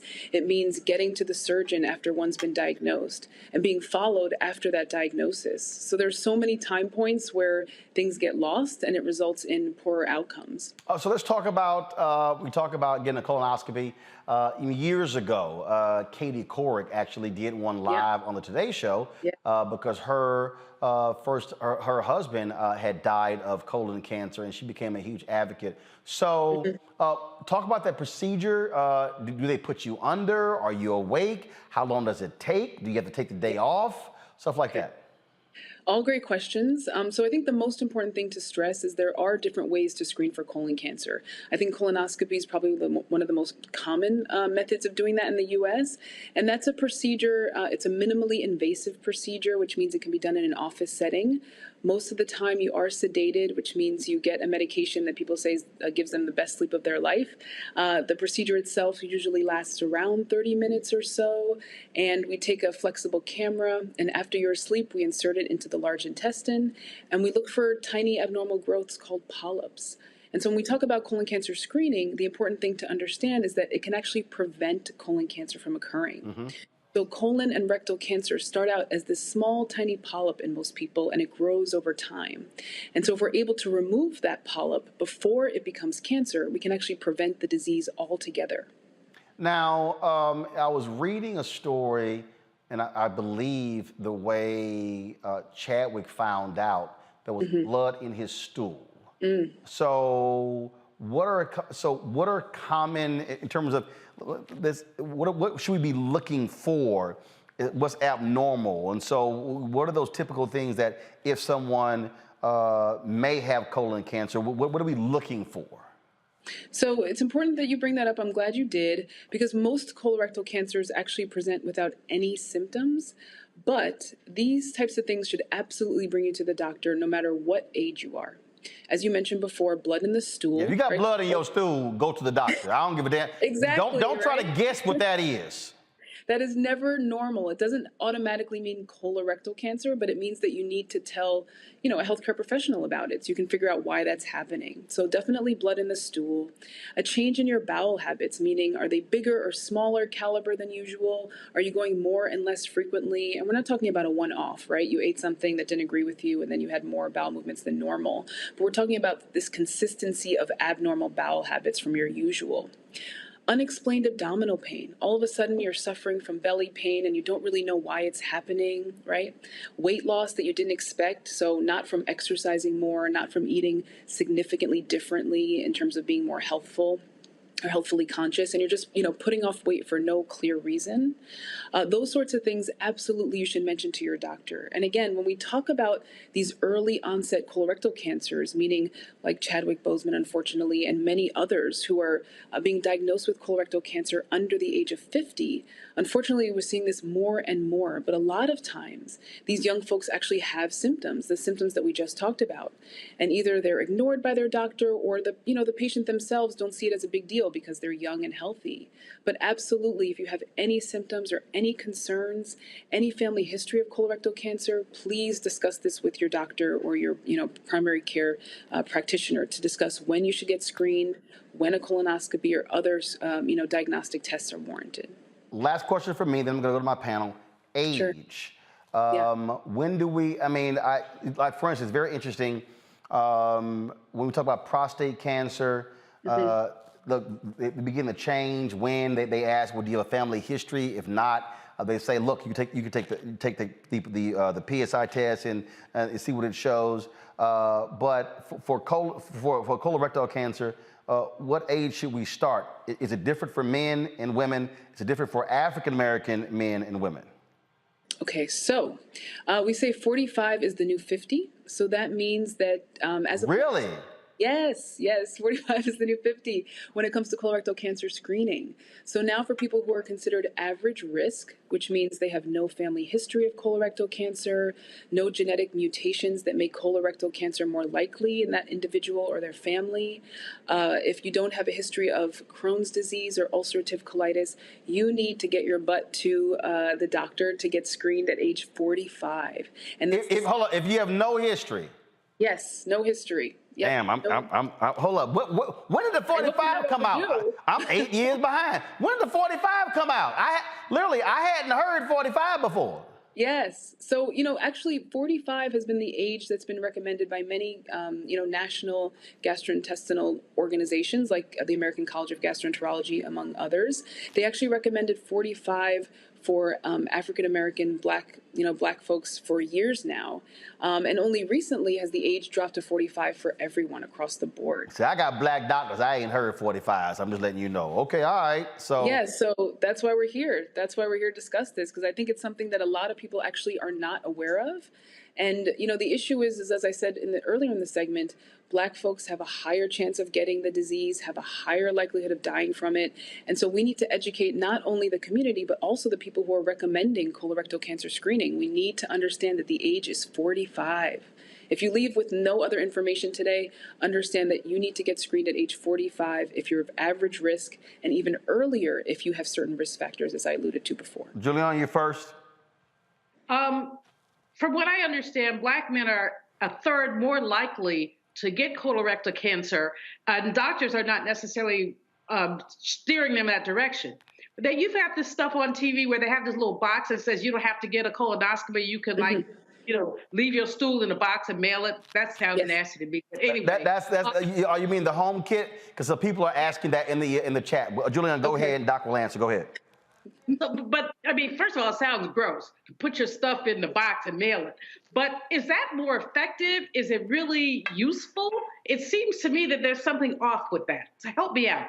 Yeah, absolutely. I think that sometimes, it can be a little bit overwhelming when we do have a lot of options available to us. But first, I want to dispel the myth that this is a cancer of men, right?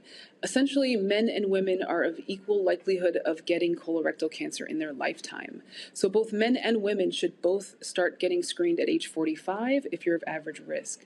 Now, there are many tests available, and colonoscopy is considered, the best test because of that preventive aspect, meaning that if we find one of these precancerous growths, meaning a growth that can become cancerous in the future, we can remove it right then and there. So you can actually prevent colorectal cancer from occurring with colonoscopy.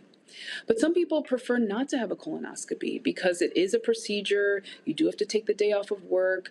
Oftentimes you are sedated. And so for people who are of average risk, there are other options available. And one of them, a couple of them involve doing the test at home. And it's actually very simple. I think that we need to kind of destigmatize that ick factor when it comes to stool. Everybody poops. There's a children's book about it, and we just need to embrace the fact that it happens. And so I think that that's part of why, the rates are so high, for this preventable cancer in most. So with the stool tests, there's two main tests. One that you can do at home looks for hidden blood in the stool, so blood that you can't see with the naked eye. The other test, which I think you're talking about, looks at blood in the stool and for abnormal cells of the large intestine. And that's the commercials you see on TV all the time for that type of test. And so both of those tests are very good alternatives to colonoscopy. If the test is positive, though, the understanding is that you must undergo a colonoscopy to figure out why it's positive. Now, a positive test doesn't automatically mean you have colorectal cancer, but it does mean that a colonoscopy is required to understand why the test was positive. Jeff. Sister Dr. Sophie, thank you for your honesty, and thank you for just the comprehensive way that you have explained this. My dad passed and transitioned to the ancestors 21 years ago now, and it wasn't colorectal cancer, but it was cancer. And so I became hyper aware physically of making sure that I got checked out. And he used to always say, son, an ounce of prevention is better than a pound of cure. And I did the colonoscopy at 50 years old. I did that. I'm 55. I'm going back in for another one. The colonoscopy wasn't as bad because I was asleep. Now, the couple of days before with the laxatives, that was something else. But what are some of the environmental factors? What are some of the environmental factors that we can look to in addition to getting screenings? What are some things that we can do to kind of protect ourselves in a preventative way? Yes, that is so important because there are things that are modifiable, which means things that are in your power to help decrease your risk. Now we talk about, putting on extra weight. Unfortunately, our country is growing in size as it comes to the midsection, and having a healthy weight and being active, which is really the more important part is being active, not living that sedentary lifestyle is a preventive measure. Not smoking. So if you are smoking, really think about quitting. We talk about lung cancer and emphysema a lot, but it also increases your risk of colorectal cancer and other digestive disease cancers. Eating, a high fiber diet, so getting your whole grains, fruits and vegetables is essential. Minimizing red meat consumption is also a big one that's been seen in studies to be advantageous. And of course, getting screened at the right age, right? So again, 45 is the new 50. If you are 45 years old and you're of average risk, definitely get screened. If you are of high risk for the reasons I mentioned before, like family history, amongst other things, then you should get screened earlier. So those are the things, those are really the main things that you can do to minimize your risk. Makongo. Wow, thank you, Dr. Balzura, for this incredible information. Chadwick and I are the same age, and so when he passed, it hit us like a brick, and still affects us to this day. And so now that you mentioned 45 is the age, I'm getting that done this year. There's no doubt about it. Excellent. What would you like us to do after this broadcast is over, as it relates to spreading the word? You talked about younger populations. Should we be sending people to a particular website? Are there, what should we be doing? Are there pamphlets? Like, what should we be doing to get the message out more in the spaces that we occupy every day? Yes, absolutely. Getting the word out is something that people can do on their own. Spread the word to your families, to your loved ones. I think that we say that family secrets can kill because, again, a large part of this is that it's hereditary, right? About 20 to 25% of colorectal cancers are hereditary and occur in families. So letting your family members know about your family history is important. In terms of websites or organizations, there are so many fantastic organizations doing good work. I'll say particularly as it relates to health disparities and trying to inform Black communities to improve outcomes. An organization that we just started last year called the ABGH, or the Association of Black Gastroenterologists and Hepatologists, has a wealth of information. We actually just had a webinar last week that included colorectal cancer survivors, colorectal cancer advocates, and people who lost family members at an early age from colon cancer. So blackingastro.org has that webinar online. And so it's really powerful. It's very impactful with so much important information. Other avenues, GI.org or the ACG, American College of Gastroenterology, has a wealth of patient information. But again, I think the best thing you can do is just talk to your family members, talk to your loved ones, talk to your community about the importance of screening. Eliminate that ick factor, right? A lot of people don't realize that this is a very preventable cancer. It's just really about getting screened, those preventive health measures that I think kind of go to the wayside. So we need to be proactive instead of reactive. All right, last thing. Jeff talked about all the stuff the day before. So if you're gonna actually get a colonoscopy, what you got to do a couple days before? He said laxatives, but you got to take some stuff. You got to Yeah, What's you got to it? do it. You know, you got to do it. So that's probably the most daunting part of this whole exam is the preparation, as we call it, or the prep, which you have to do the night before. It's medication. You know, it varies which type of medication your doctor prescribes, but some type of laxative, because the cleaner you are, the easier the procedure is for us. We're looking for growths that are about 1 centimeter and less in size usually. And if you think about your pinky nail, take a look at your pinky nail, and the width of that is about a centimeter. So we're looking for really tiny things. So we really need to eliminate the large intestine or the colon of stool in order to do the test effectively. So we prescribe a medication that you drink the night before. Does it taste amazing? No. Is it the worst thing you've ever tasted? Probably not. So not the most pleasant experience, but again, it can literally save your life. So it's a necessary evil. So you can't get a colonic and then go get you a colonoscopy? It's not my recommendation. It's not my recommendation. The old-fashioned way with the prescribed medication is really the way to go, and it is, a safe way to clean yourself out. And ultimately, the next day, by the time you arrive for your colonoscopy, you're getting a fantastic sleep, and you're going to get peace of mind knowing that you've done your job to prevent colorectal cancer or find it early should you have it, because the rates of survival when it's found early are really fantastic, over 90%. All right, Dr. Sophia Balzora, I certainly appreciate it. Thank you so very much for joining us. Thank you for having me. All right, folks, just a couple of more items real quick here, folks. That is our in memoriams. First off, Tracy Braxton, singer, reality star. She passed away, folks, Saturday at the age of 50, esophageal cancer. Her family, she had it for a couple of years. Her family didn't tell anyone. They kept it very private. Her sister Tony and the family announced the death, saying she died as the snow was falling. Tracy was a singer whose best-known songs, Last Call and Broken Things, came during the heyday of the reality series Braxton Family Values, which aired for 7 seasons on WeTV. The show followed the singing sisters, Tracy and Tony, Tamar, Trina, and Tawanda, and their extended family. Also, folks, Tracy she often appeared on my TV One show, News One Now, for our we had Wild and Out Wednesday, of course, our comedians on Wednesday. Then, of course, we had our fun segment with different bloggers and others on Thursday. She was often appearing on there. And also, in the movie Sinners Wanted, where I played the pastor, Tracy was also in the movie. Every time we got together, trust me, we went at each other. And here's her being real foolish as I'm trying to shoot my scene.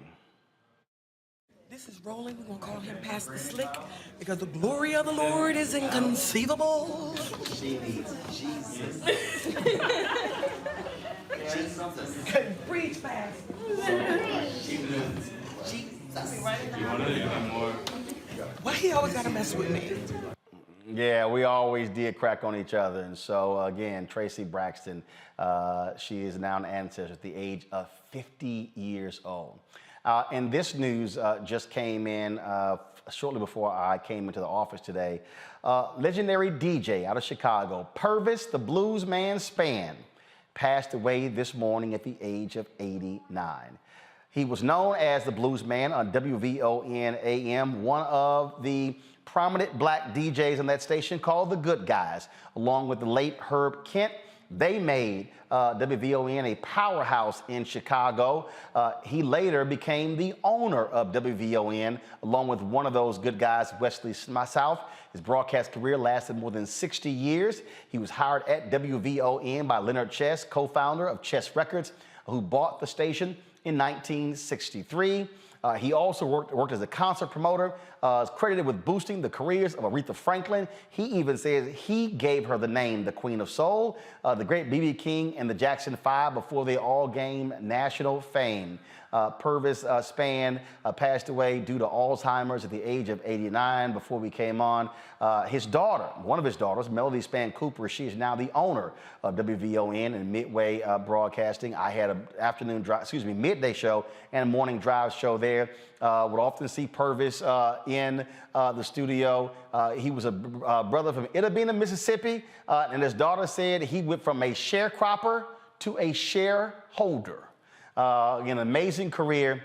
And so I called Melody to give my condolences. And so Purvis was an amazing figure. In fact, he also said he was the first black man to build a 50,000 watt radio station from the ground up and he said it was nothing like driving in the Dan Ryan Expressway in Chicago and being able to listen to his station that he built in Memphis. He owns stations in other cities as well. And so Purvis, the blues man span, dead at the age of 89. And so certainly condolences to his family as well, and his wife of 67 years. And so his son, as well as daughters as well. So a tremendous legacy there, Purvis span. Let me thank Jeff Omakongo, Julian for being with us.